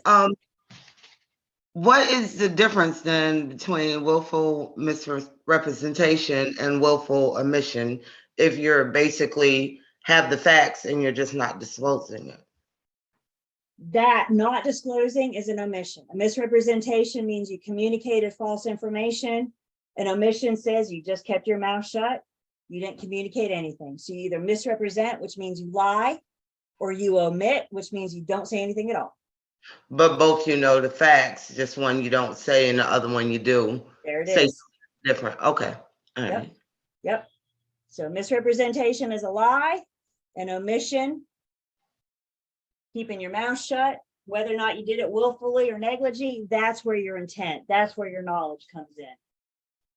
But it doesn't change the fact that it didn't happen. So willful omission. And then the last one of the big four, and then we'll take our break, is negligent omission. You do not have actual knowledge. You don't know, but guess what? The reasonable standards test said that you could have found out. If there's a proposed road widening project, can I go to NCDOT and find out? If this complaint goes down to the commission, what do you think the first place they're going to look? NCDOT, and see if they can find out. If the commission can find out, could you have found out? Yeah, we're all going to the same website. We're all going to DOT. Again, you guys, any negligent acts, this is where that reasonable standards test comes in. You don't have knowledge, but you could have found out. You didn't disclose, but you could have had you found out. So you do not have actual knowledge, but you could have found out. You could have gone online and investigated. You could have asked some questions. Pay attention. Always pay attention to your little red flags. Guys, we can't be ostriches. We can't hide our head in the sand. Like, I didn't see it. I didn't hear it. We got to go in and look for those little red flags. We got to go look for those things to prompt us to ask questions.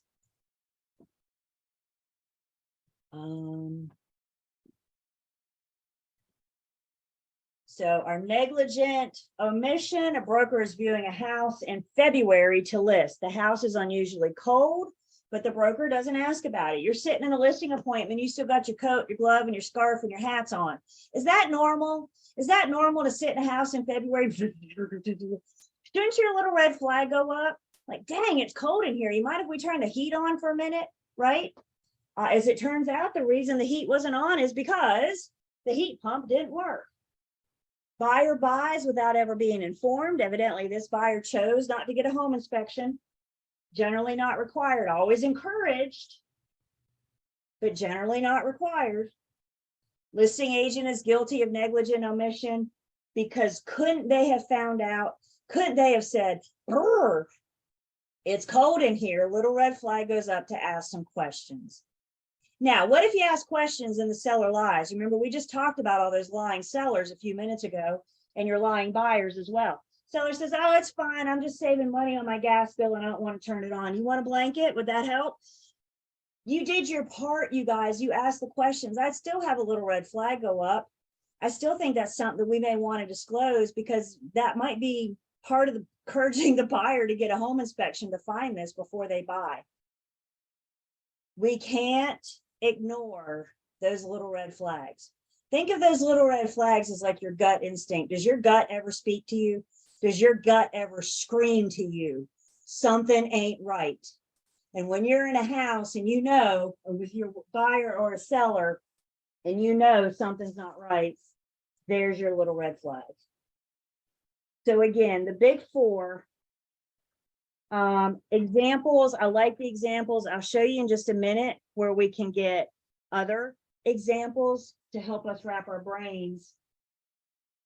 I need to go back. Well, you know what? No, we need to take a break. So let's take 10 and then I'll go back for a second and we'll keep talking about material facts. So here's 10.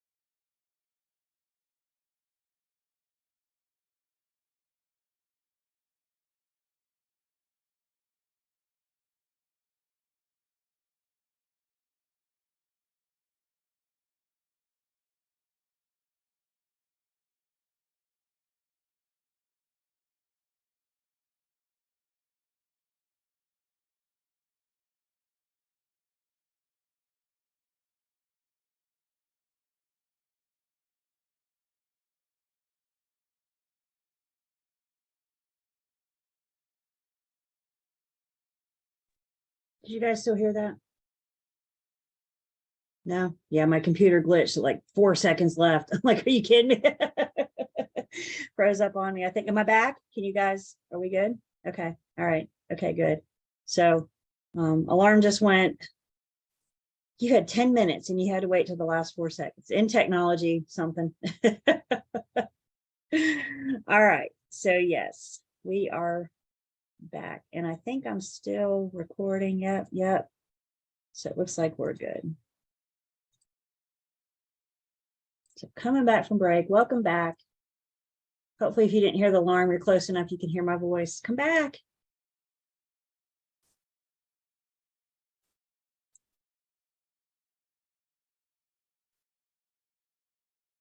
Looks like we're pretty good. All right, so I'm taking attendance.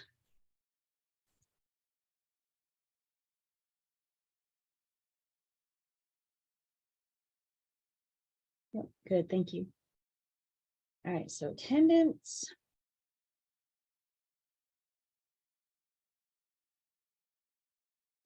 And now that we've talked about the big four, I just want to go back real quick. We don't even need to here. So back to page 143. Again, you can't see me. Can you guys see me? Can you guys hear me? Is everything okay on your end? Okay. So you may want to restart again. I know you had problems earlier, but it looks like we're good here. Okay. So the big four, again, if you improperly handle material facts, when you guys see a test question on this, did I just get your attention? Okay. When we see a test question on this, I imagine what's going to happen is you're going to be given a scenario. And then it's going to ask you, which act did the agent perform? A, willful misrepresentation, B, negligent misrepresentation, C, willful omission, and D, negligent omission.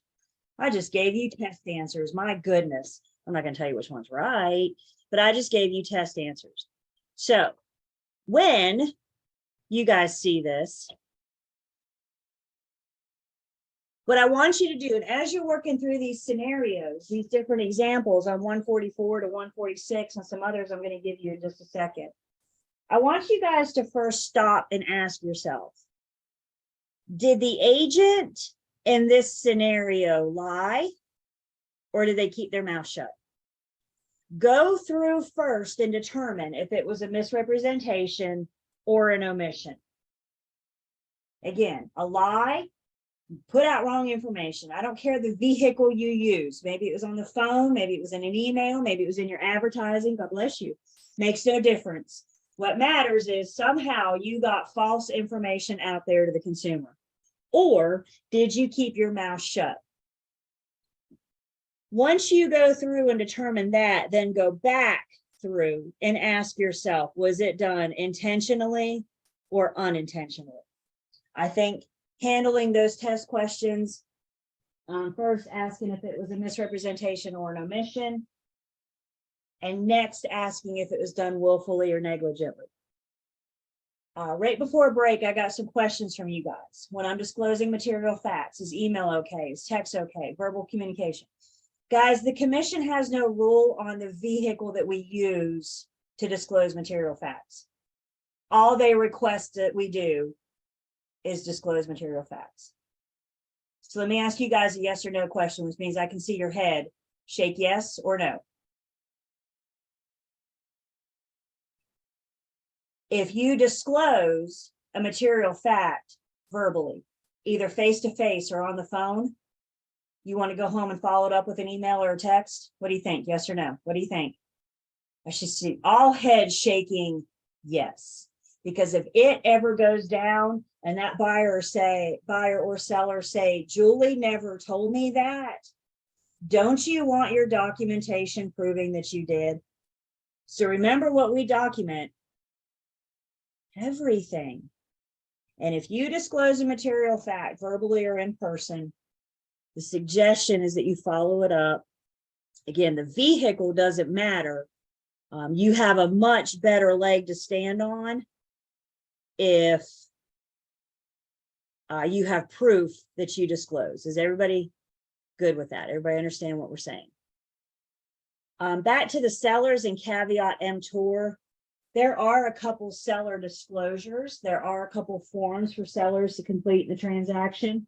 We're going to look at those forms when we get to Unit 8 and we talk more specifically about working with sellers. But one thing we're going to see on those forms is the sellers actually have the option of checking no representation. They can say, yes, there's a problem.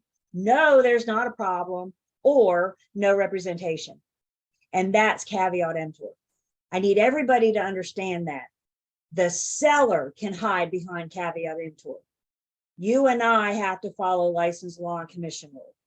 And license law and commission rule says we always have a duty to disclose material facts. Questions?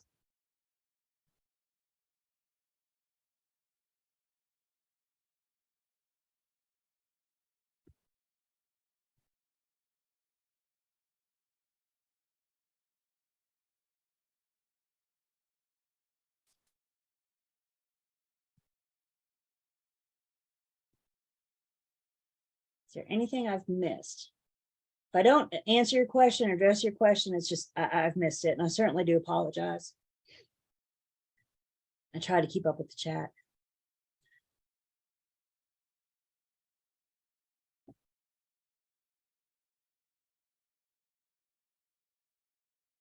So we spent some time talking about things that are considered material facts. So now let's talk about things in North Carolina that are not considered material facts, things that are not material facts. First up, the haunted house on the block. Any stigmatized property, any property branded as society as undesirable, maybe it was the site of some kind of heinous crime. Maybe there was a death or an illness. When you're showing homes to buyers, when you're showing properties to buyers, there it is. At some point, it won't take you long before a buyer asks you, did anybody ever die in this house? Very common question of buyers. Y'all laugh, I'm telling you. You don't have to show many homes. You don't have to work with many buyers before you're asked this question. In North Carolina, the fact that somebody died in a home is not a material fact, which means I don't have to volunteer the information. If somebody died in a home, it was the site of a serious conviction crime, I don't have to volunteer it. I don't have to disclose. That's what we mean by not a material fact. However, and please always remember, we can never lie. So if you choose to answer that question, you must do so honestly. And guys, understand, if they're asking that question, they're not asking about the current owner. They're asking about the history of the home. And you may know the current owner. The current owner may be your aunt and uncle, and you know for a fact nobody died in that house while they owned it. But before you say no, nobody died, what you're doing is saying is that nobody, not just while your aunt or uncle owned it, but the people before them and the people before them and the people before them. If you don't know the home's history, you can't answer that question. Your honest answer might be, I don't know.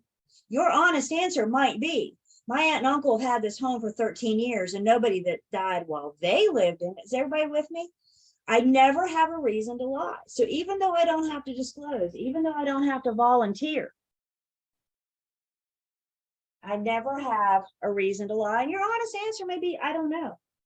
I think this is also important that we emphasize in North Carolina, because some states have to disclose. And what you're going to have one day is a buyer moving into North Carolina from one of those states. And they're going to show up in North Carolina and say, you have to disclose it. Well, maybe in your state you do, but in North Carolina, it's not a material fact. We don't have to disclose stigmatized properties. There is one exception to this rule.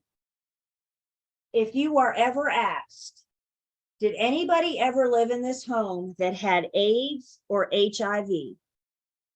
Your answer is always Federal fair housing prohibits me from answering that. Federal fair housing prohibits me from answering that. I don't care if you know or not. Those with AIDS or HIV are protected under federal fair housing. We're going to talk about fair housing in Unit 19. We'll see this again. Your answer is always federal fair housing prohibits me from answering that. Maybe you know for a fact, maybe you don't. Federal fair housing prohibits me from answering that. Now, this is the point of the class that I get from you guys. Has anybody ever asked you that? And the answer is no. And in my experience, I've never been asked that. But guess what? If I am, I now know how to respond. And that's what we're doing with you guys, is we're teaching you the parameters. We're teaching you things. You say, is the buyer ever going to ask you that? I don't know. But if you are, you now know how to respond. So stigmatized properties in North Carolina, again, I don't have to volunteer it. That's what we mean by not a material fact, but it still doesn't give me a golden ticket to lie. Another thing that is not considered a material fact in North Carolina is the presence of nearby convicted sex offenders. If there is a convicted sex offender living nearby, we don't have to disclose it. We can choose to, but we don't have to disclose it. We don't have to volunteer that information. When it comes to this one, I'm a huge fan of being the source of the source. I have been asked before, are there sex offenders that live nearby? And my answer is, I need y'all to go to the North Carolina Sex Offender Registry and do your own research. Here's a couple of things to consider. First off, this word says convicted. Yes, which means they've been caught and they've been tried. Unfortunately, not all sex offenders have been caught yet, have they? So if you say no sex offenders live nearby, do you know that? Do you know that the person next door just hadn't been caught yet? So careful how you respond to that. Second off, Megan's Law requires sex offenders to register their current address. My last class, I had a lady that worked in social services, and she shared that unfortunately, though, the registry doesn't update but once every 30 days. So when you look at the registry, you may still not have the current information. Be the source of the source. Let your buyers or tenants do their own research. But bottom line, you guys, we cannot make any of these guarantees. And that's why we're going to encourage them to look it up, be on their own. You can choose to disclose, but you don't have to volunteer, and you still can't lie. Question comes in, what about other infectious diseases? Back to our stigmatized properties, can we answer the same? The only one that's protected, the only exception is if you're asked about AIDS or HIV. So anything else would be considered a stigmatized property that we don't have to volunteer the information. AIDS and HIV are the only thing protected under fair housing. So not a material fact, stigmatized property and the presence of convicted sex offenders nearby. You know, tell your buyers and tenants too, look, we can go to the registry. We can see there's currently not a convicted sex offender nearby today, but that's no guarantee that one can't move in tomorrow. There's no guarantee about what can happen in the, in the neighborhood later down the road. So just have this conversation. Again, don't be an ostrich. Don't hide your head in the sand and be like, nope, don't have to disclose. That's it. End of conversation. Have these conversations with your buyers and tenants. Tell them to go to the registry. Tell them about Megan's Law. Tell them, unfortunately, they all haven't been caught yet, and tell them they can move.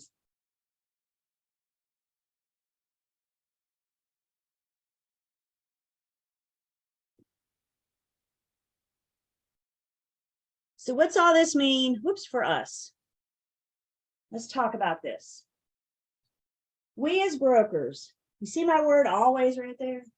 And all, boy, I can't get any more absolute words. We always have a duty to disclose material facts. I don't care who you're talking to. Are you talking to a client? Are you talking to a customer? I don't care what your role is. As a listing agent, buyer's agent, dual agent, makes no difference. We always have a duty to disclose material facts to all parties in the transaction. We cannot use disclaimers to avoid our liability. We can't try to put some kind of disclaimer in there to protect ourselves. It doesn't. It makes you look like you're doing something wrong. So we can't use disclaimers to avoid these duties. And we are always, guys, we are constantly on the lookout for our little red flags.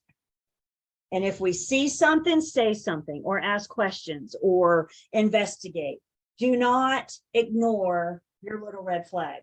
That's your gut telling you something may not be right. I need to learn more about it.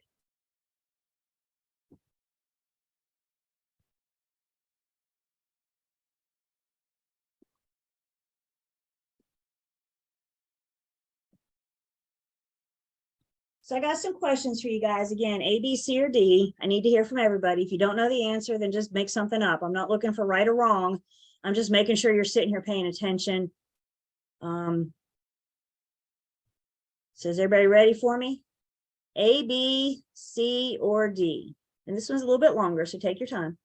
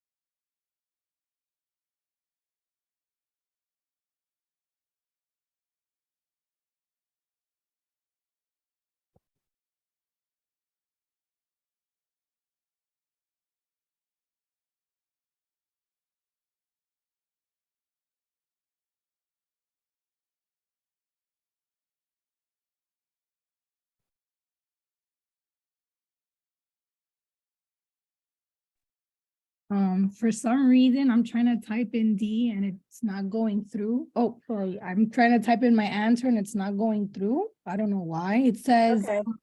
Julie is not in this meeting.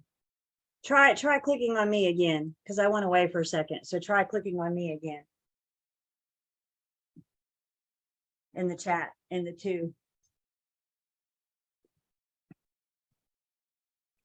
And I will take that into consideration when looking at attendance, Rosie. Thank you. Yeah, Sometimes when I go away, it's still not. okay, I'll I take think that. on my end. I'm trying to type Sure. it in there.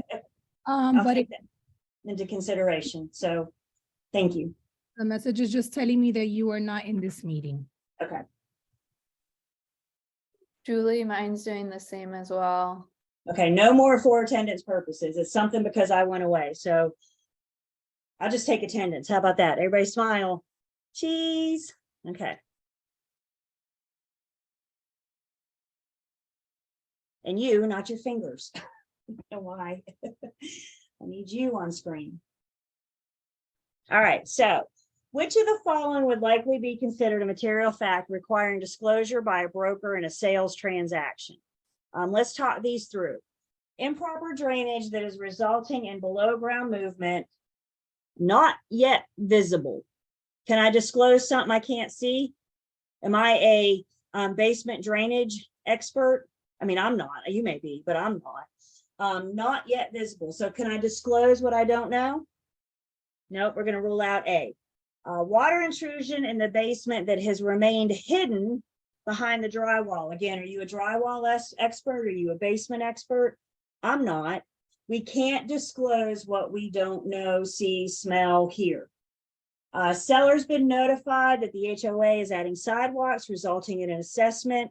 Seller will pay in full before closing, which means the assessment has happened. It's been issued. The seller's paid in full. and it's a done deal before the buyer buys. Is that something we need to disclose? Is that something the buyer cares about? Now, what if it wasn't paid in full? Now that's a different conversation, right?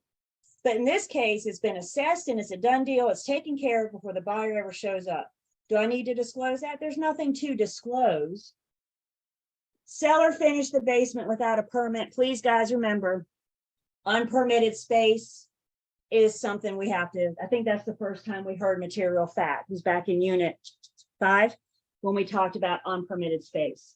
The fact that it was finished without a permit, we've got to disclose that as a material fact.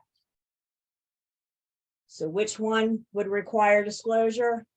The unpermitted basement. Questions on this one?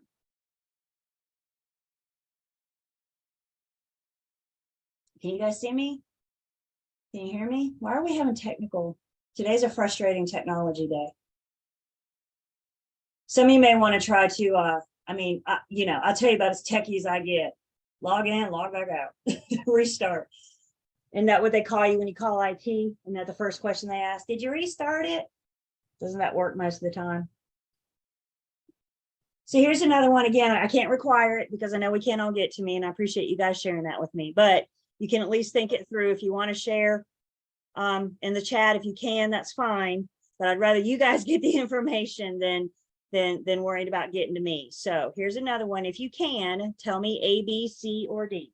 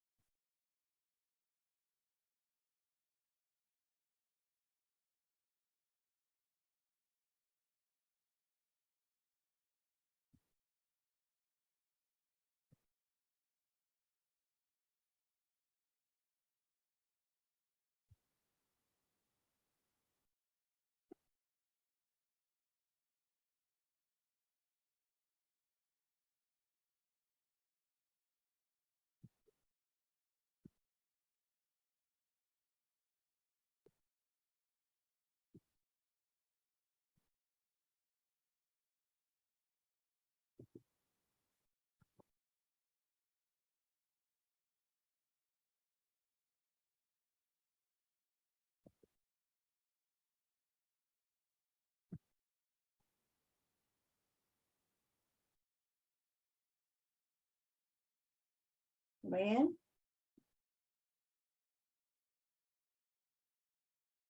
So this one says the selling agent must disclose all the following to the seller except. Keep in mind, remember we learned about some verbiage last week. The selling agent is the one working with the buyer. They're the one selling the property. So kind of your crash course introduction to our new verbiage, our new words. So the selling agent is the one working with the buyer. They must disclose all the following to the seller except. Do we have to disclose if your buyer gets loan approval? Even though the buyer's your client, does the seller have a right to know that they can't buy the house that they promised to buy? They have a legally binding contract saying, I'm going to buy your house, but then the bank says, no, don't the seller have a right to know that? And again, I think that third bullet point in material facts, that's the one that's hardest for us because we just spent all this time talking about keeping our clients' confidential information confidential, except when it negatively impacts the other side. And in this case, if your buyer can't get loan approval, then we need to disclose that to the seller. The roof leak that was discovered during the inspection. So the buyer's home inspector finds out that the roof leaks. Do we need to disclose that to the seller?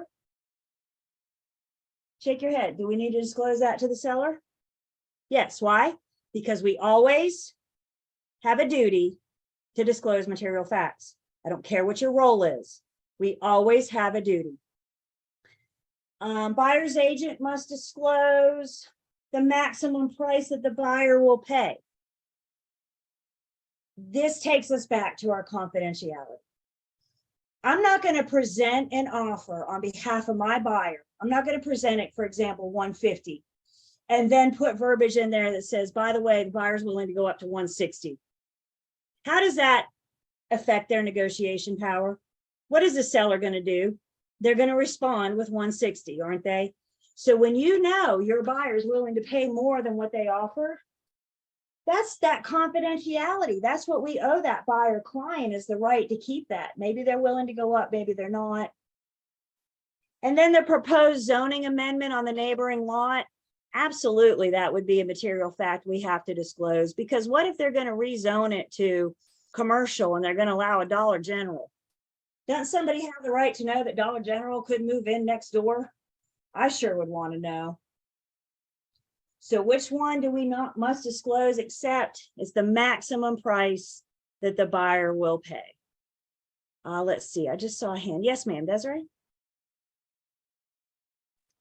Okay, so I chose A initially. So I was reading it as, when I read C, was okay. So when I bought my house and I was speaking with the realtor, I did disclose to her that I had a maximum that I was willing to go. Like, I had my budget. So when I read C, I thought in terms of budget, like, okay, if I have client A who budget is $500,000, but I know that all my houses are starting at $500,000 on up, like, I assume that somewhere between the buyer and the seller that conversation would have to be like, hey, client only. So that's how I So read it. we want to, and let's back to you when you were buying your house. You told the agent, this is my budget.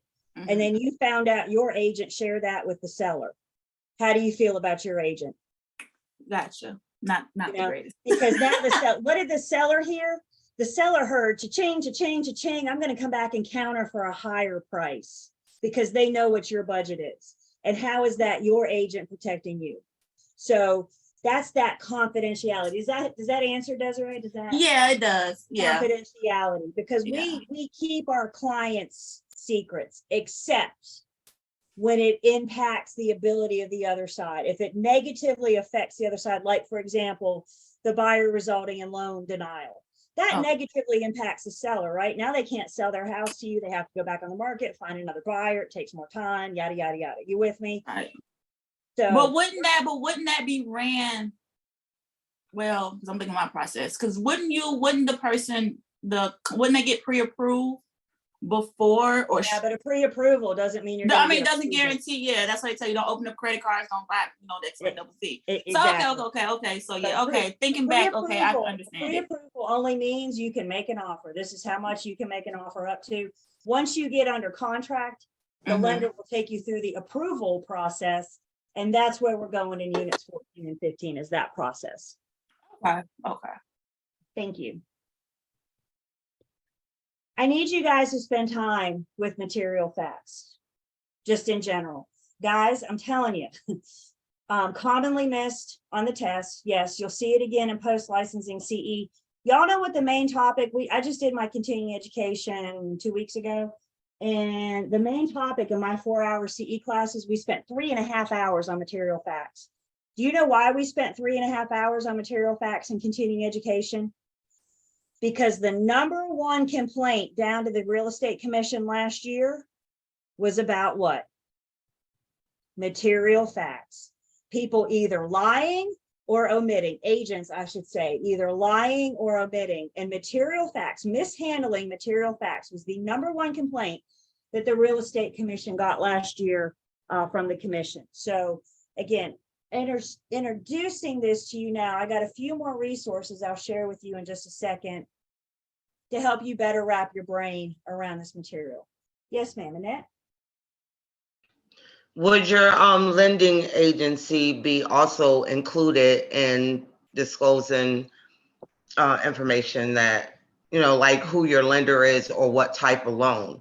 Is that also something that's protected under confidentiality as far as the buyer, what lending company or bank they're going through, and or what type of loan they're using? And that's a great question. And no, that wouldn't be under the confidentiality because first off, when we present the offer, we have a letter from the bank saying we've pre-approved them for this amount. So we know who they've talked to. The seller knows what bank they've talked to, what lender they've talked to. There's also a place in the contract that the buyer represents. I'm getting a conventional loan or an FHA loan, right? So they disclose the type of the loan. They may even disclose the loan amount.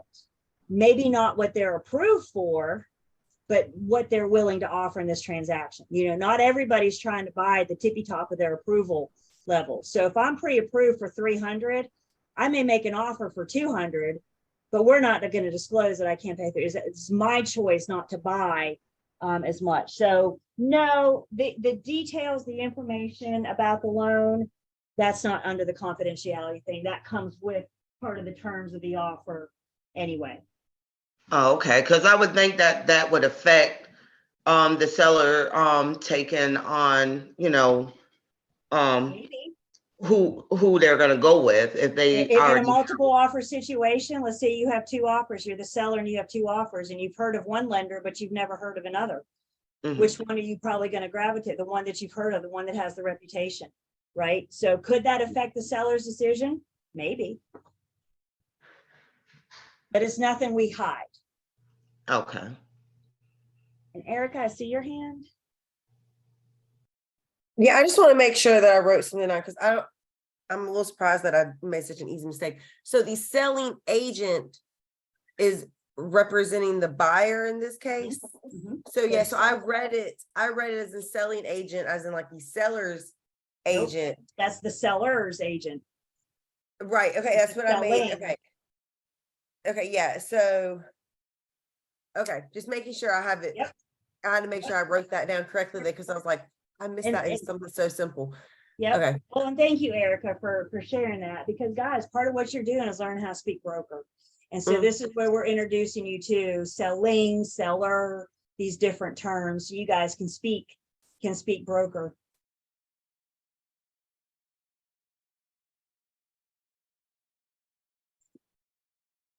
So I want to go out just a second. We're going to go off PowerPoint, maybe. Yeah, here we go, just for 1 second. And I want to go out to the online learning system.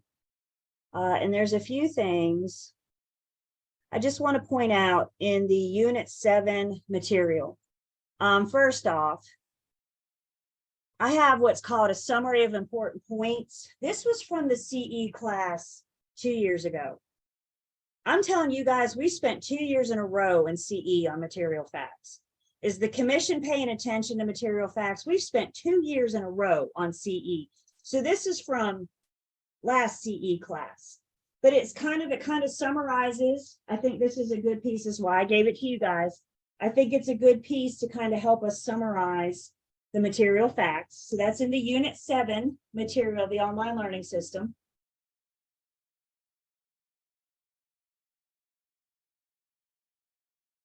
The other thing I want to introduce you guys to, watch me. We're going to scroll down, down, down. Everybody with me? Down, down, down, down, down. We're going to skip ahead to the end of the class. And we're going to look at something called license law and commission rule. Now, this is the current license law and commission rule. You have the whole 128-page pamphlet right here. Some of it's license law, some of it's commission rule. I'm not asking you guys to read this. Is that good news? Have you ever sat down and tried to read law before? Sigh. It's like really boring, right? So I'm not asking you guys, I have it here for a reference. We're going to start citing various laws and rules. So I have it here for a reference. Within this booklet is something called the license law and rule comments. I want you guys to read the comments. It's only 23 pages. I want you guys to read the comments. Make a note to read the comments. This is a big chunk. Can you guys hear that?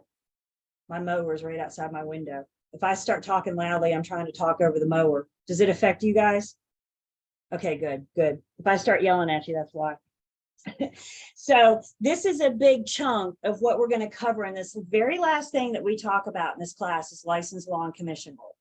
So I'm introducing you to the comments now, so you can start reading them now, so you can be prepared at what, middle of May, when we get to the end, or end of May, or whenever we end, right? So this is where we're heading, guys. This is commenting on law and rule. This isn't necessarily an easy read either. However, if you start now, you can break it down into chunks. You can break it down into sections. How do you eat an elephant? One bite at a time. So somewhere between now and 2 or 3 classes before the end, I want you guys to read that. Is that fair? I gave you over 4 weeks to read 23 pages. Everybody good so far? You're going to learn by the time we get to the end, a lot of this stuff we're covering, and we're starting to introduce you guys to this stuff, particularly in Unit 7. And if we start looking through this and we're reading, read.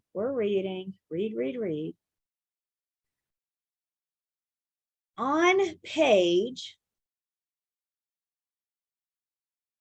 4 of this booklet, here is another discussion, another exposure to material facts, another resource to help you guys wrap your brains around what we're talking about, where we're heading at the end. There's material facts, there's things that are not material facts, and then it breaks down the big 4: willful misrepresentation, willful omission, negligent misrepresentation, and negligent omission. And there are other examples of the big 4. So I'm giving you a definition and examples in Unit 7. I'm giving you a definition and other examples in the comments. What does this tell you about your understanding of material facts? I've given it to you twice. What does that mean to you? Just ignore it and think I can get a question right on the exam? No, I need you guys to spend time with this, and I want you to start now. Why are we trying to wait until the class before the exam? I've given you however long that is. Start on this now. I asked you guys to start on this now. Again, please listen to me. Appendix A in your book, also has license law and commission rule.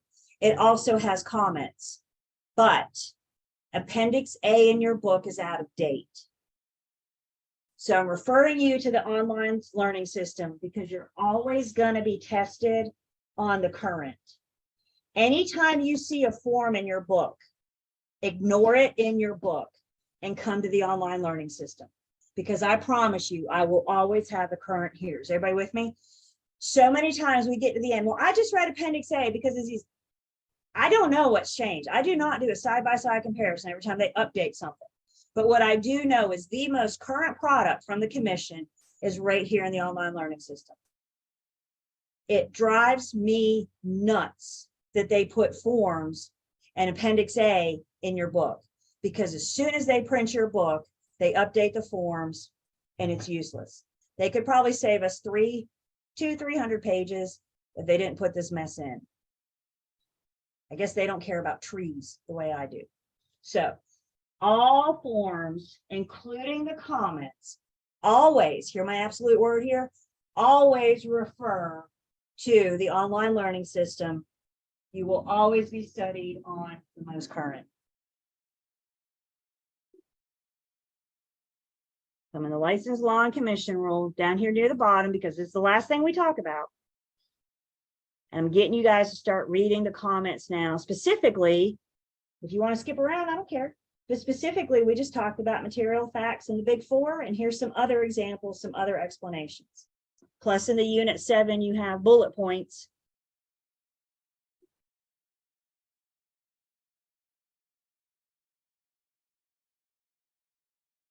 Other questions on material facts? This is worth me saying one more time. You're probably going to hear it 30 more times. We always have a duty to disclose material facts. Y'all want to know a commonly missed test question? It's my customer. I don't have to disclose it. Hear me. We always have a duty to disclose material facts. Shannon, I couldn't agree more. I wish more people had that aha moment.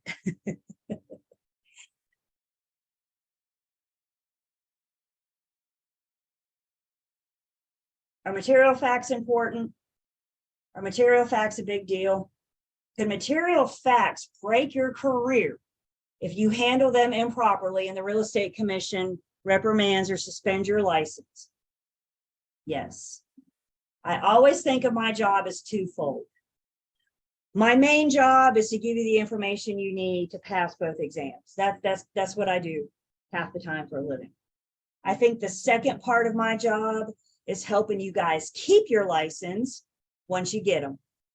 Is that fair? Again, we'll talk about the disciplinary action. We may even get to that today. I don't see why we wouldn't. So please turn with me to page 147. And over on page 147, we list some additional duties. Now we're going to go through these pretty quickly. We're going to spend more time with them when we get to the comments, which means when you read the comments, you're going to read these additional duties. And with these additional duties in the comments come examples. So as you guys are looking through the comments, you're going to see these. And again, we will talk about them when we get near the end. But let's just introduce you to this idea of additional duties, whether or not you're dealing with material facts or not. These are just material or additional duties of agency. These are additional duties of how we treat buyers and or sellers. I'm sorry, principals and or customers, not buyers or sellers, principals or customers. So to go through these pretty quickly, understanding we will spend more time with them when we get to the comments. We have an additional duty to avoid making false promises. We have to avoid making false promises. I can't make any kind of promise that's going to influence somebody, make them make their decision. I promise if you buy this house, that'll happen. I promise if you rent this room, I'll have it painted. We have a duty to avoid making false promises. That does include communicating with agents and through our advertising. Earlier, when we were talking about loyalty, we said we have a duty to avoid a conflict of interest. Loyalty in Old Car says we have our client's best interest above all others, sometimes even our own. We need to make sure that we're avoiding conflicts of interest. We're going to talk about dual agency, disclosed dual agency, and undisclosed dual agency. So we'll spend more time on that on Thursday. Another example of the conflict of interest that I need to avoid is self-dealing, putting my own interest or my own needs above my clients. We need to avoid self-dealing. And another conflict of interest is representing another broker without consent. When you guys get your license, and we will talk more about this, and you'll read about it in the comments. When you guys get your license, you're going to be provisional brokers. You have a provisional status. Once you drop your provisional status, you become a full broker. As a full broker, you can be dual affiliated. As a full broker, you can have your license with 2 different real estate firms, as long as they know about each other and they agree to allow it to happen. I don't know what your retirement plan looks like, but mine involves down east and the coast with my toes in the sand, spending my days with, you know, one of those drinks with the little umbrellas in them. Yeah, that's what I plan to do when I retire. Anybody with me? Want to come to the beach with me? It'll be a lot of fun, I promise. It might be that when I retire, maybe I want to dabble in real estate. So I want my license hung at the beach. I may choose to keep my license hung here in Winston-Salem as well. That would be an example of dual affiliated. Can I have my license in Winston and the beach? Sure, as long as both brokers know about each other. Both brokers give consent. The duty to avoid a conflict of interest. We have to properly account for funds held in the trust account or the escrow account. We're going to talk about the trust account or the escrow account when we get to the comments. We have to act competently. We have to avoid improper conduct. We can't act unworthy. Remember that reasonable skill, care, and diligence? Do you think I'm practicing reasonable skill, care, and diligence if I'm acting improperly or not competently? Is that how you practice? Is that how you old car? No. Another super simple philosophy I live by. I try to keep it so simple. Another super simple philosophy I live by. When in doubt, find out. If you don't know what goes in the blank when you're completing an offer to purchase and contract on behalf of somebody else, find out. There are resources out there for you guys. You have firms, you have manuals, you have the real estate commission, you have access to attorneys, you have resources. So when in doubt, find out. Make sure that you're acting competently. Make sure that you're acting worthy. We have a duty to deliver instruments. That duty to deliver instruments is 3 days from your receipt, signed documents. Now, let's talk about what the heck an instrument is. An instrument is any document relating to this transaction. Generally speaking, it's going to start with our agency agreements. Hopefully one day it turns into contract paperwork. And then fingers crossed from there, it turns into closing paperwork. And anything that may get signed in between. I think a good rule of thumb, and I hope you guys can agree with me. If the consumer signs it, don't they deserve a copy of it? You guys are consumers, right? You sign a legally binding document. Don't you want a copy of it? Yes. So we have a duty to deliver instruments, any document related to this transaction, to our principals and our customers within 3 days of receipt. There's a common misconception out there. Some agents think that they can wait till the end of the transaction and send their client everything. But I have a commission rule. This is what this is, a commission rule 580106. You don't need to know this. I put it here as a reference. If you want to look it up, you got license law and commission rules. Commission rule says that we get it, we got 3 days to deliver it. We get it, we got 3 days to deliver it. We get it, we got 3 days to deliver it. We cannot wait till the end of the transaction and send everything. If your seller just signs the agency agreement, how long does it take you to send an email with a PDF attachment? Does it take you 3 days to send an email with a PDF attachment talking about, here's our signed agency agreement, I look forward to working with you? Did that just take you 3 days to send? I hope not. Come see me for typing lessons if so. Are you going to document that sent email that has the date and the timestamp that you sent it? Are you going to document? Yeah, because what do we document? Everything. Guys, please realize this rule does not say what they do with it when they get it. My job is to deliver it. If they want to delete it, if they want to print it out, frame it, and put it on a wall, that is entirely on them. My job is to deliver it. Everybody with me? Within 3 days. Goodness, it's break time again. Okay. Yep. Let's take a break. We come back. We just keep going. We're just trucking right along here in Unit 7. So let's take 10. Last break of the day.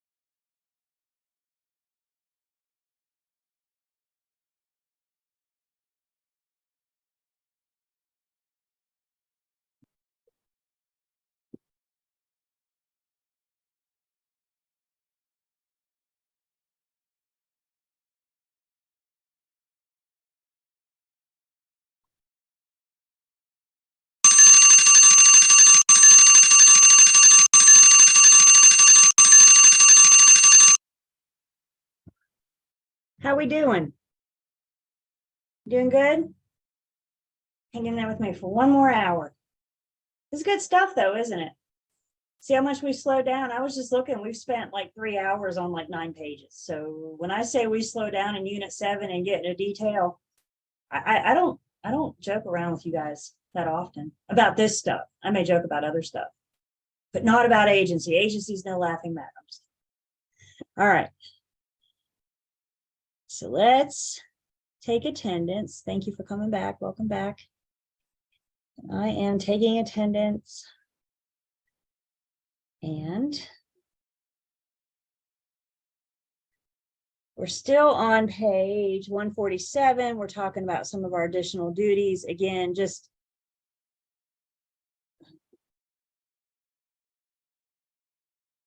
introducing you guys to these ideas now.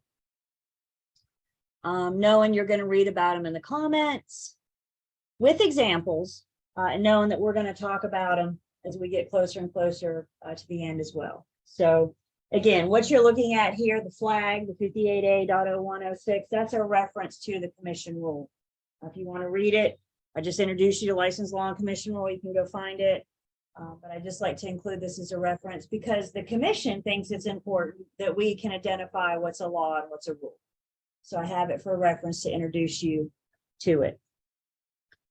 Are you guys here? Yeah, okay. It's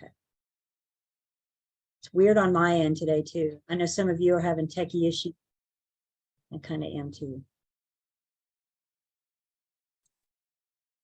Okay, so delivery of instruments 3 days from receipt. We need to disclose our commission. We're going to discuss our commission with our principal and our agency agreement. That's part of them hiring us. Again, agency agreements coming up in Unit 8. If we're going to get any kind of referral fee or bonus, maybe the builder's offering a bonus, we've got to disclose. Disclose. Again, just referencing the commission rule, where you can find out more about that, knowing that we're going to have that conversation as well. I want to point out to you on page 147, the in practice, just because I get asked this a lot. There is something out there called errors and omissions insurance for real estate agents. Think of E&O insurance as like the doctor's medical malpractice. So if you mess up and like it wasn't your intent, like you didn't intentionally do it, then your firm may offer you an E&O policy that can help cover you, that can help protect you. Please understand, all firms are different. All firms have a different policy. There are also different E&O insurance providers out there. So I can't tell you what your cost would be, coverage, any of that good stuff. But that may be something we're going to talk more and more about. You guys, I always encourage you to talk to at least 2, if not 3 different firms before you join, so you have something to compare, contrast, and what they offer as far as E&O goes may be something for you to consider asking. Again, it's not here if you intentionally mess up, it's here if you accidentally mess up. If you go out and willingly do it, I doubt E&O is going to cover you. But if it's an accident, things happen by accident, just know we may have our own form of medical malpractice. So additional duties, more in the comments. We're going to spend more time talking about them as we get near the end as well. So I'm not going to take time for Q&A on this now because we're just introducing you to it. So we've introduced you to these additional duties. I pretty much just gave you a laundry list of things you can't do, right? You can't act improperly. You can't act unworthy. They really don't let us have any fun, do they? I hope a lot of these additional duties make sense. I hope you didn't look at it and go, oh man, I can't lie, I'm in the wrong industry. So I hope a lot of them just kind of made sense. Anyway, but at some point you might have been asking yourself, gee, Julie, what's the big deal? Well, breaching or violating your agency duties are a big deal. First up, you could be facing disciplinary action by the Real Estate Commission, NCREC, North Carolina Real Estate Commission. Remember, the Real Estate Commission is a governing licensing body, which means they regulate your license. The Real Estate Commission giveth you your license, and guess what? The Real Estate Commission can taketh it away. So if you mess up, if you face disciplinary action by the commission, their number one question is going to be, is this a violation of license law and commission rule? The commission's going to ask, how badly did you harm our public? Maybe they slap you on the wrist and say, don't do it again. Maybe they make you do more education. Maybe they suspend your license. Maybe they revoke your license. You know you've really messed up when they revoke your license. Take it back, pretend like it never existed. Here's just a brief of what the disciplinary process looks like. When a consumer files a complaint to the Real Estate Commission, maybe the consumer's filing a complaint directly. Maybe the consumer hired an attorney and the attorney's filing a complaint. When the commission gets a complaint, the first thing they're going to ask is, was this a violation of license law and commission rule? Not all complaints turn into disciplinary action. Step one is it a violation of license law and commission? So once the commission gets the complaint, they send you, the agent, as what's known as a letter of inquiry. The letter of inquiry is your opportunity to respond to the complaint. The commission is not going to assume that you're guilty. The commission is going to give you your opportunity to respond. The commission understands that there's 2, if not 3 sides to every story. So your response to the letter of inquiry is sharing your side of the story. And the only way you can share your side of the story is with your documentation. You're not going to be able to call the commission and say, I didn't do it. You respond with your documentation, your paperwork, your emails, your text messages, your notes on a subway napkin, whatever you have, your documentation, that's how you respond. Once they receive your response, they determine whether or not you violated license law or commission rule. Who was right here? Was it the consumer or was it the agent? If they need more information from you, they will ask. In some cases, you might be invited to meet the non-commissioners, stand in front of the commissioners. I know that like scariest thing, and state your side of the story. Please understand, you guys, at any time during the disciplinary process, real estate agents are welcome to hire their own representation. If you're invited to Raleigh, I highly recommend you take an attorney down there with you. That's just my personal opinion. But if you get the call to go to Raleigh to state your case in front of the commissioners, I would take an attorney. You can always have your own representation. But bottom line, based on their findings, based on their investigations, based on what they learned from you, is whether or not they will issue disciplinary action.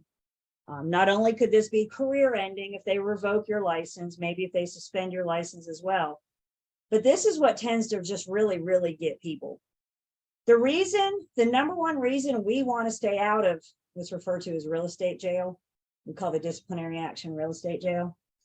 And it's been my experience over the years, the number one reason that agents want to stay out of real estate jail, if they do find you guilty and they discipline your license, they publish it in the monthly bulletin, your name, your city, your firm, what you did and what happened to your license. Some agents have referred to this as the wall of shame. So every month they send an email out with a bulletin, and one of those links in the email is disciplinary action.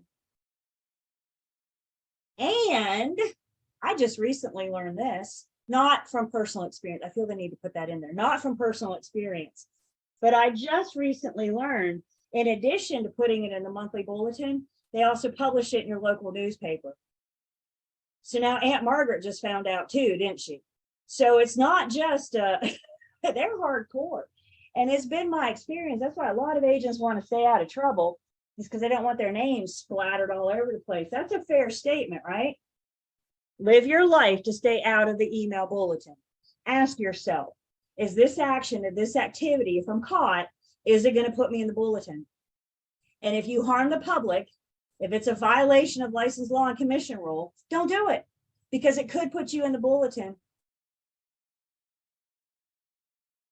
So disciplinary action by the real estate commission, again, the consumer can file a complaint, or if they hire an attorney. But not every complaint turns into a letter of inquiry. Not all letters of inquiry turn into disciplinary action. It's part of the process. I remember in 2020, early 21, things were stressful in 2020, right? We remember that. It was just a stressful time for everybody anywhere you went. And the commission got a lot of complaints in 2020. Y'all ready for this? Because their agents were cussing them out. This was the complaints they were getting in 2020. My agent cussed me out. Tensions were high. I'm not making excuses for the agents. It really wasn't quite a violation of license law and commission rule. It was just a reminder. The real estate commission reminded us that we are the professionals in this transaction. There are other ways to handle such situations than cussing somebody out. And for crying out loud, y'all, if you're going to cuss somebody out, don't do it in an email or a text. At least do it face to face, where it's your word versus them. Don't do it. But if you have, everybody with me? So not all complaints turn into, all of us got, every single one of us got an email from the commission that says, stop cussing the consumers out. We are the professional in this transaction. Isn't that something? Tensions were high. Again, I'm not making excuses, but it was easy to cuss somebody out anywhere, right? So disciplinary action by the real estate commission. Civil action, again, the injured party can sue you. They can bring criminal prosecution by hiring an attorney. And then you could be facing civil liability for your misconduct. The commission regulates your license. The court can fine you. The injured consumer could go one direction or both. Just put a little bit of fear in you, just a little bit, just a little bit. This is like my explanation on why this stuff is important. Why? There's some scary words on this slide, if you ask me. Disciplinary action, civil action, criminal prosecution. Think about what we're doing, you guys. We're helping buyers and sellers. We're helping people with presumably the largest, most expensive transaction of their lives until they sell this one and buy another one, right? And with real estate, it's not like Amazon Prime. You don't have 30 to 45 days to return it. Once it's a done deal, it's a done deal. And that's why it's so important that we act properly. That's why we follow license law and commission rule. And that's why we live our lives to stay out of real estate jail.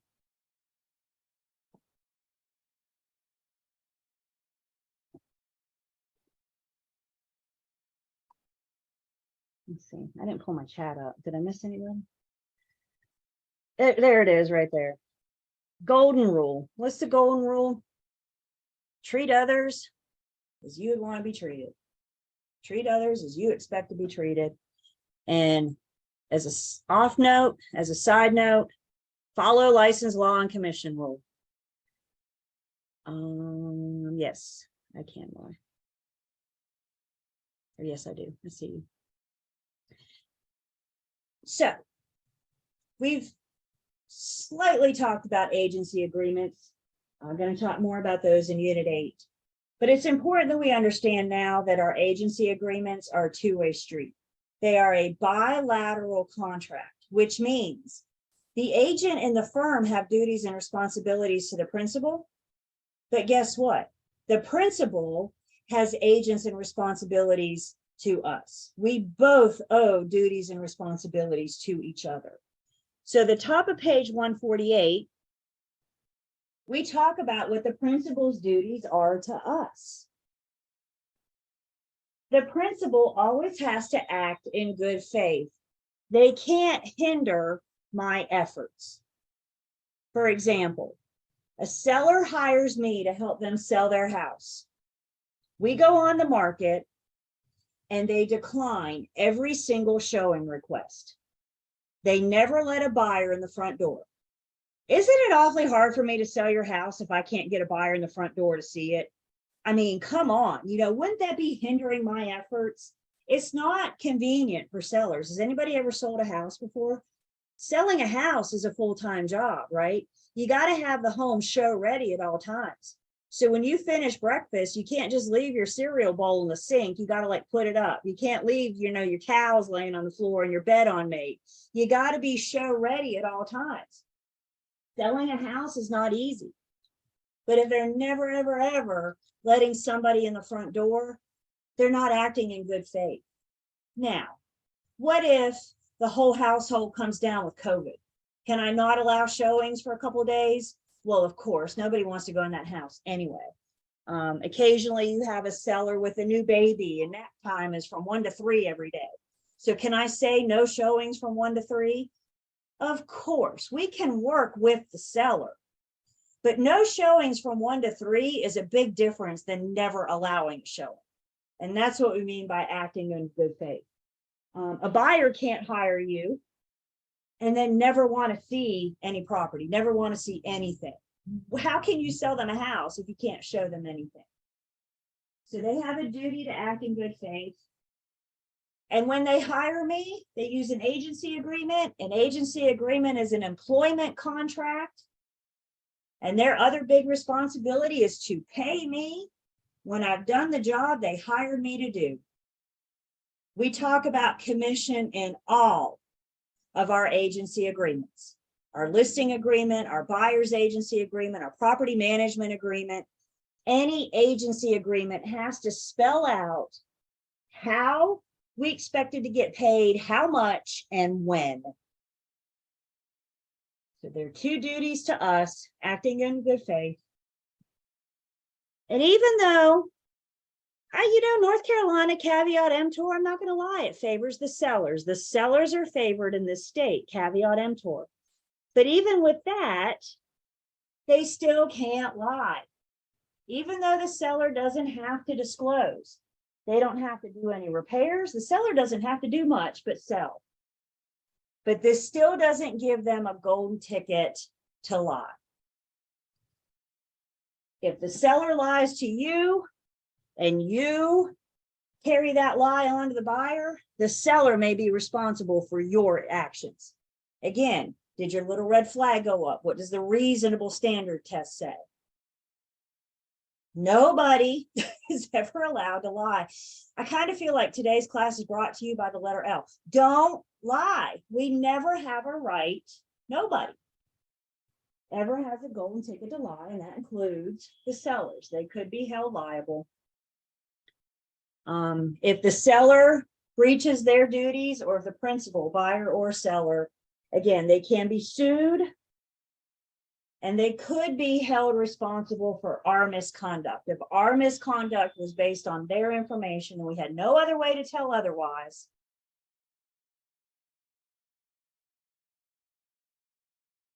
they could be held liable for that. That's just a fancy law word right there, a tort. May be held liable for our misconduct. Now we're sitting in front of a judge. Now we're sitting in front of a court.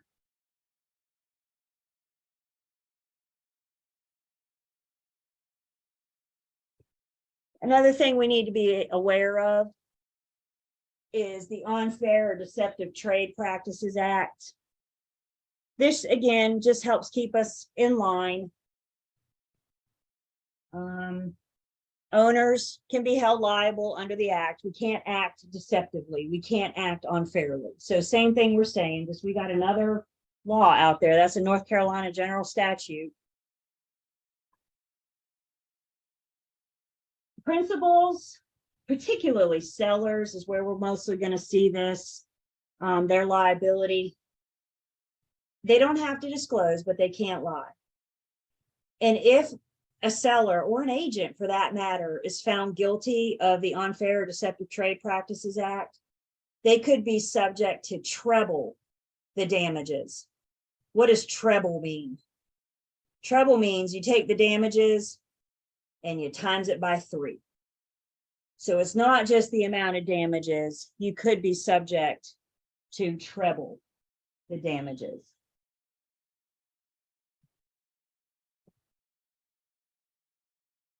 Questions?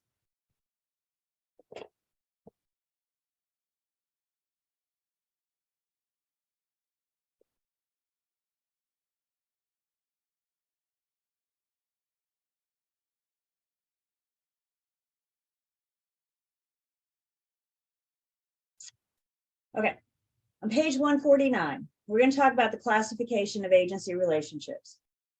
Highlight it, dog ear it, circle it. Top of page 149 tends to be a problem topic. On my exam, on the state exam, you guys come to post licensing, we have this conversation again. Take a picture of it so you have it on your phone so you can look it over when you're sitting at the line at McDonald's.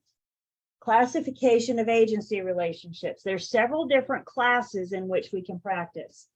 And going into this, I need you guys to remember the relationship, the agency relationship is between the client and the firm.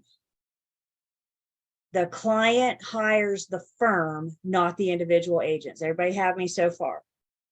So when we talk about these classifications of agency relationships, we're talking about the relationship that your firm has with the client. So the first level or tier that we have is called a universal agent. This is like full power of attorney. In a real estate agency relationship, we're not going to see this. Universal agent is the purple unicorn in agency. How often do you see purple unicorns out there running around? Despite how hard we look, how often do we see them? Think this through. You hire Keller Williams. Are you going to give Keller Williams full power of attorney, make all your decisions for you, medical, financial? Universal agent relationships tend to be set aside for parents and adult children, for example. So in the real estate transaction and the agency relationship, the universal agent is not going to happen. You're not going to give all of your control over to the firm. Is that a fair statement? Could you all agree with me on that? Lord knows what Keller Williams, and I'm not bad mouthing Keller Williams, but Lord knows what Julie's real estate shop would do with that power, right? So the universal agent is the purple unicorn. We don't see it. The next level, the next tier is called the general agent. In these, the agent of the firm has some power to act on behalf of a person. They have some power to bind, some power to make decisions. Where we see general relations or general agency relationships, so there's two good examples of this. The property manager, the broker that's been hired by an owner to manage their property. That is a general agency relationship. The property manager has some power, some ability to bind. Let's think this through. Let's say you have, 30 investment properties, and you call a broker to hire them to be the property manager. You're outsourcing the managing, the day-to-day operations. And you call a broker and say, will you be my property manager of these 30 investment properties? If you didn't have any power whatsoever, that means you would have to call the owner for those 30 properties every single time something happened. You know, the furnace filter needs change. Something broke. Can I fix it? This happened. That happened. Da, da, da, da, da. At some point, isn't the owner wondering, how the heck did I hire this person? What are they doing me? So because of that relationship, the property manager has some power. How much power do they have? It's got to be spelled out in property management agreement. It's an agreement that the property manager and the owner make. For example, there might be something in there that says that the property manager is free to do repairs on anything up to $500. So if something breaks and it's less than $500, don't bother the owner, just go take care of it. If something's broken, it's $501, now you got to call the owner to get that approved. Everybody with me? That's what I mean by some power. I got a whole unit dedicated to the property manager. We're going to talk about the property manager in Unit 12. The other example of the general agent is the individual broker's relationship with their firm. We're going to learn at the end of this unit that you guys as sales agents are going to be independent contractors. As an independent contractor, who do you work for? I work for me, don't I? I'm independent. I work for me. So if I have a bad day and I'm mad at my boss, by golly, I need to go look in the mirror, don't I? As independent contractors, we work for ourselves. Now, we affiliate with real estate firms. There may be some rules and regulations. All firms are different. But that relationship that I have with my firm is that of a general agent. I have some power to act on their behalf. For example, when we get to Unit 8 and we look at our agency agreements, we're going to see that the individual agent signs the agency agreement on behalf of their firm. How do I get to sign a legally binding contract on behalf of my firm? Because I have some power, because I am a general agent. So the universal agent has full power. The general agent has some power. The last classification we have is the special agent, which has no power, no ability to make decisions, no authority to bind. The special agent is the sales agent that's working with buyers and sellers. May that be residential, may that be commercial. Please write that down. Special agent equals sales. That's what we mean by working with buyers and sellers. I'm helping somebody buy, I'm helping somebody sell. I'm acting in the capacity of a sales agent. And as a sales agent, I have zero power. I'm a fact finder. I provide the information for them to make the informed decision.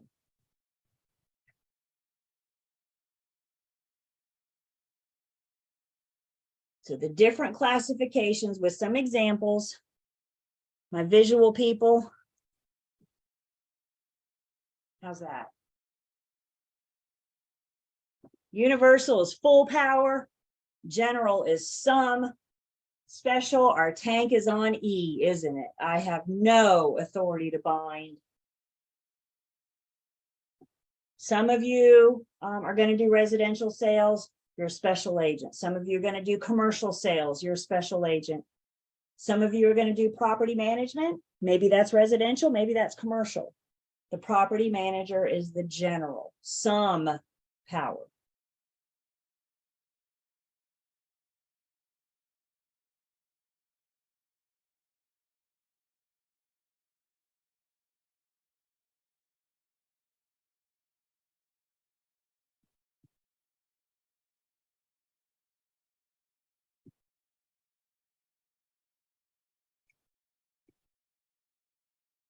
Over on pages 149 to 150, we need to define some more words. So we defined some words already. We're going to define some more words, help us wrap our brains around this, understand things as we go.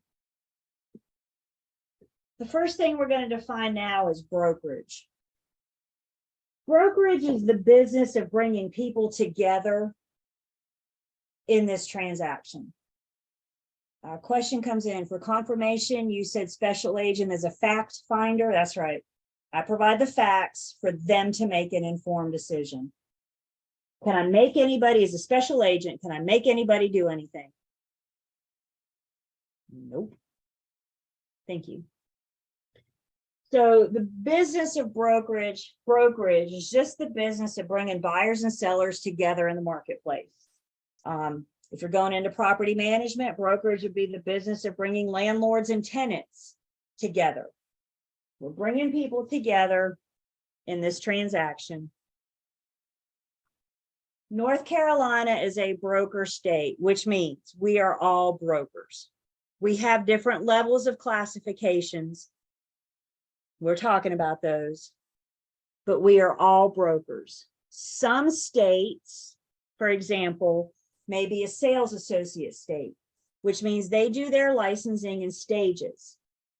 You first have to get your sales associate license, go out and work for a bit, come back for more education, and then you can go on to get your broker's license.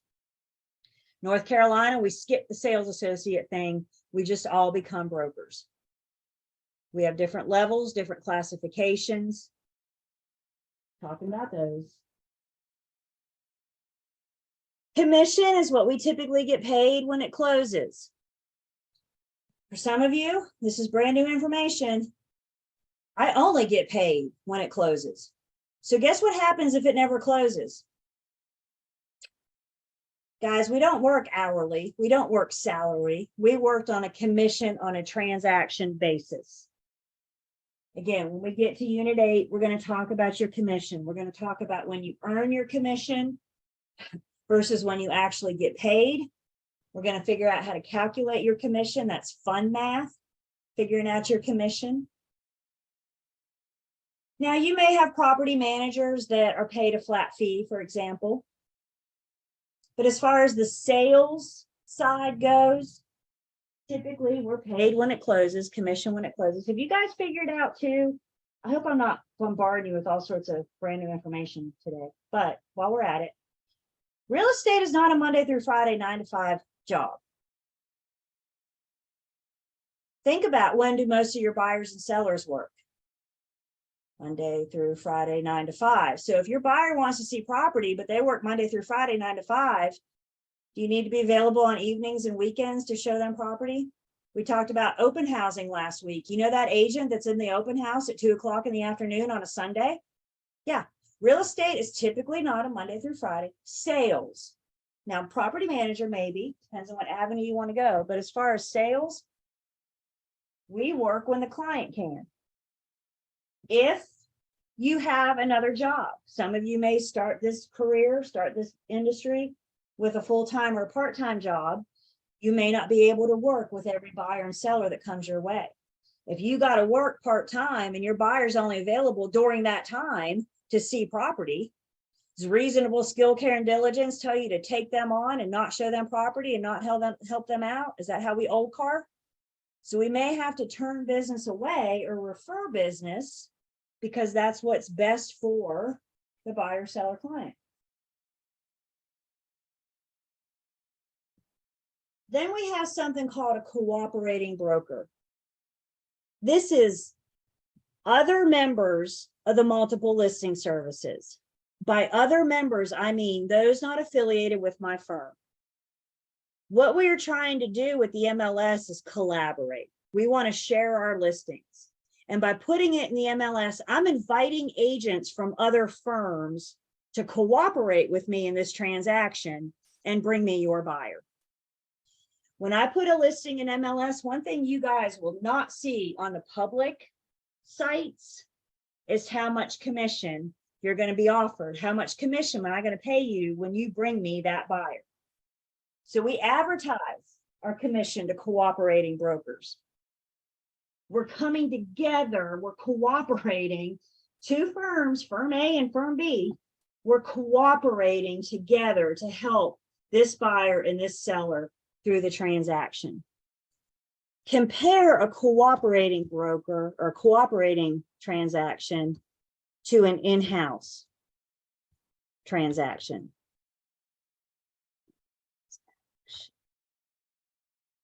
In-house means both buyer and seller are represented by the same firm. That's something called dual agency. We will get there on Thursday. So dual agency, in-house, we're not cooperating, we're not sharing. We're keeping it in-house, we're keeping it amongst ourselves.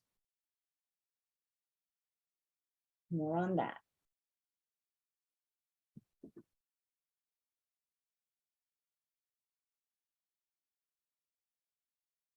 North Carolina has some licensing requirements. They list certain activities If we're involved in any of these activities and we're doing it for others and we expect to get paid, Real Estate Commission says we need a license. Understand, all 3 activities are required. The involvement of real property for others for compensation. And please note, this word compensation, that's not necessarily commission. It's something of value in return for list, lease, buy, exchange, auction, negotiate, or sell real property for others. Something of value. Most of the time it looks in the form of commission. But if managing one of your properties in exchange for free rent, isn't free rent something of value? Isn't free rent something of compensation? Heck yeah, especially what rental rates are going for these days. So it's not just in dollar signs, it's in exchange for something of value, for compensation. Understand, all 3 activities are required to have a license. So for example, the for sale by owner or the for rent by owner isn't doing it for them others, for others, are they? They're doing it for whom? They're doing it for themselves. Does the for sale by owner need a license? No. Have a license, we need all 3 activities. What if you think you want to work for free? No compensation whatsoever, ever. Nothing in return for value. Could you act as an agent and never receive any form of compensation? Don't do that. Call me before you go that route. But technically you could, right? Because you're not receiving compensation. That's where we say all 3 activities are required. By the way, the transfer of real properties, one way to help you remember that is LL Beans. That's why those letters are highlighted. List, lease, buy, exchange, auction, negotiate, and sells. Those are the activities that we refer to with the transfer of real property for others, for compensation, anything of value.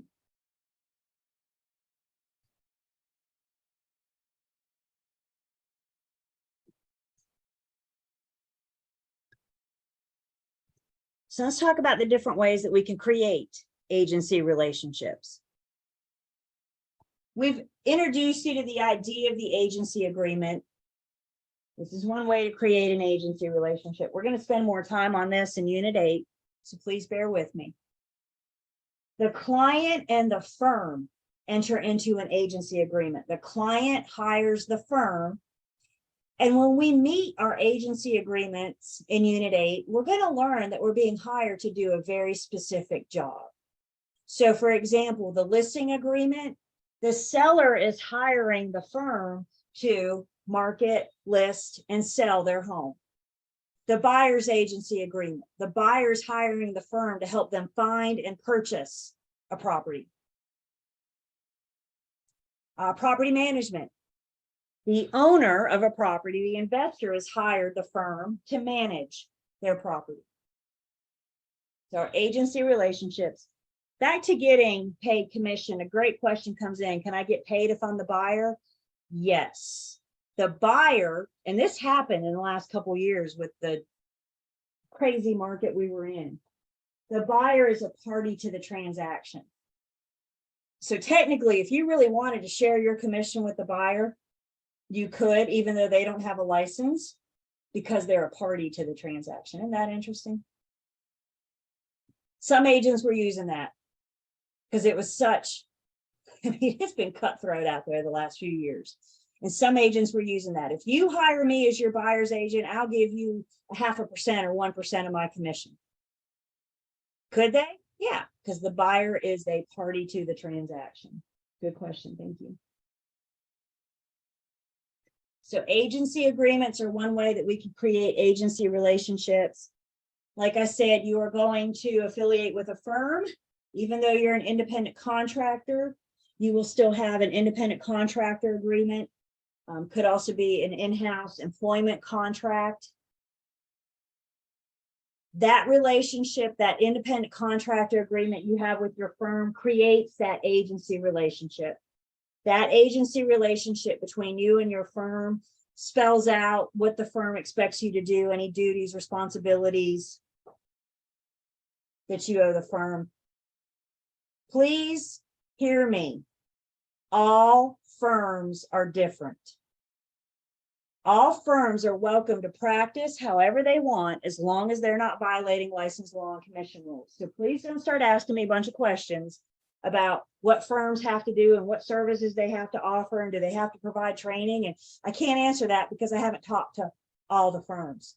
This is why I encourage you guys, before you affiliate with anybody, talk to 2, if not 3 different firms, so you have something to compare and contrast.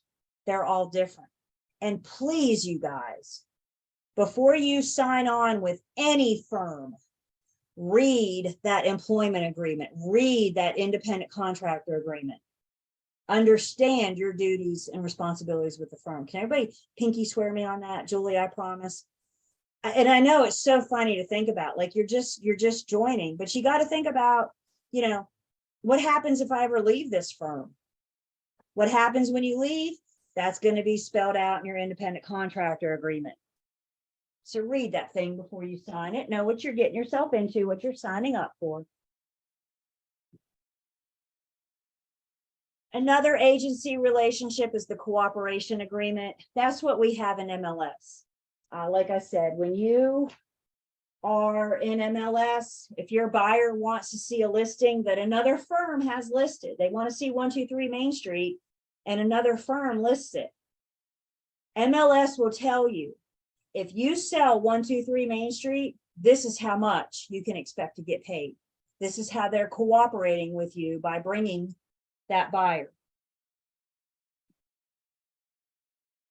We're going to talk about what happens if the commission in MLS isn't what your firm expects to collect. We're going to get into all that, how we can make sure you get paid. And at the end of Unit 8, we're actually going to do commission math. Y'all blow my mind. About half of you on the first day of class told me math was a 4-letter word and you hated it. But let me tell you something. As much as you hate it, I promise you, once you get licensed and you learn how to calculate your commission, and that buyer calls you and says they're interested in 123 Main Street, you look it up in MLS, you see how much you're going to get paid. While you are still on the phone, you will be able to calculate in your mind how much you're going to get paid when you sell 123 Main Street. Mark my words, for those of you that are bad at math, it's amazing how commission math is different. So we'll talk about how and when and why and all that good stuff you can get paid, that cooperation agreement. But know that the MLS provides us with that, what the firm is willing to share with us if we bring them a buyer. The other agency relationship is an implied. Remember when we talked about express versus implied? We said express, the terms were clearly stated. Implied is just based on your actions. Please hear me. Implied agency is never, ever, ever allowed. So in North Carolina, implied agency is illegal. Every agency relationship in North Carolina is express, which means the terms have been clearly stated. Implied agency is not going to hold up in a court of law. It's not going to hold up in front of the North Carolina Real Estate Commission.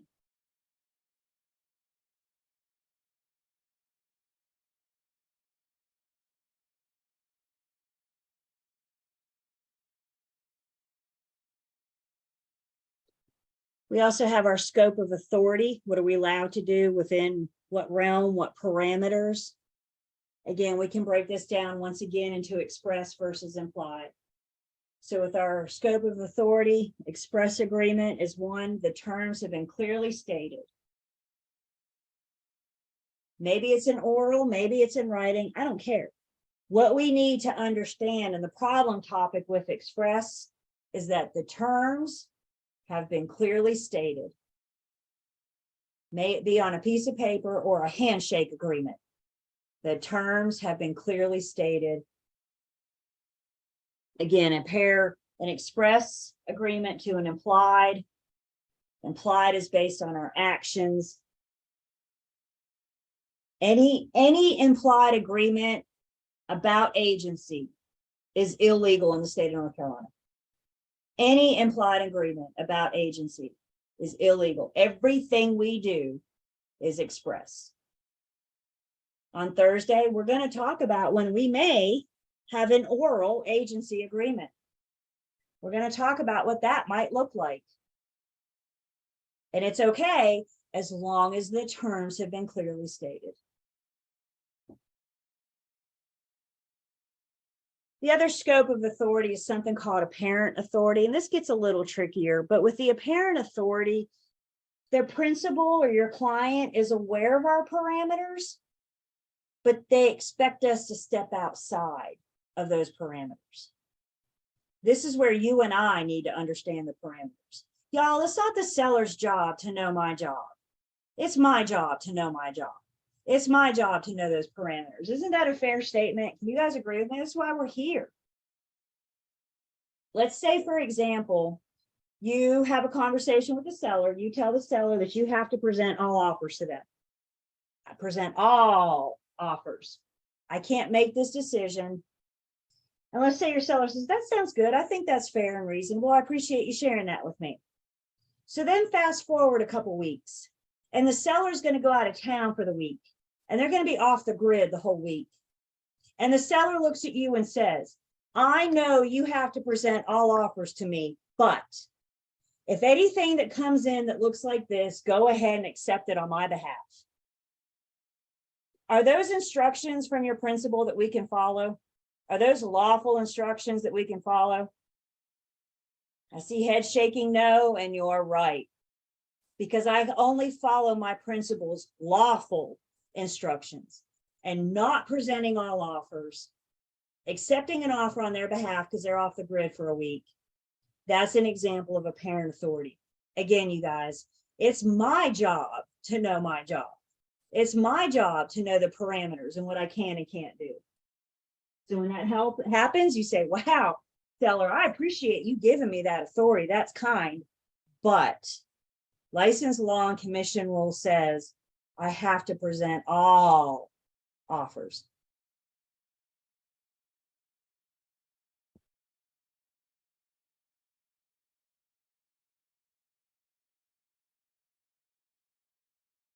Questions?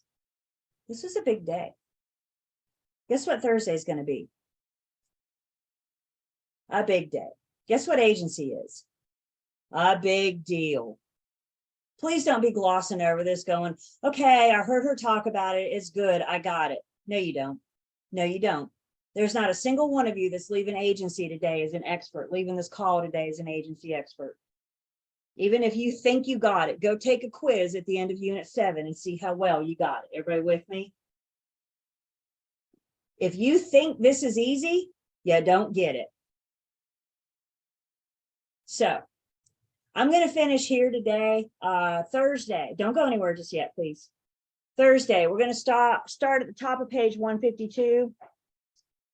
We'll get most of the way through Unit 7 on Thursday. I may not quite all of the way, but we'll get through most of the way. So if you can, please look ahead to the rest of Unit 7. And then, of course, on Thursday, we'll talk about what next week's going to look like. Keep you guys informed so we know where everybody is. But that's what I got today. So remember, I'm always available. If you guys have questions, don't hesitate to reach out. Otherwise, let's go get some of this sunshine and this vitamin D today. Tomorrow, I think we're going to be in for rain by the end of the week. So take advantage of it now. Y'all have a good evening. And I will see you guys at 9 a.m. on Thursday. Thank you.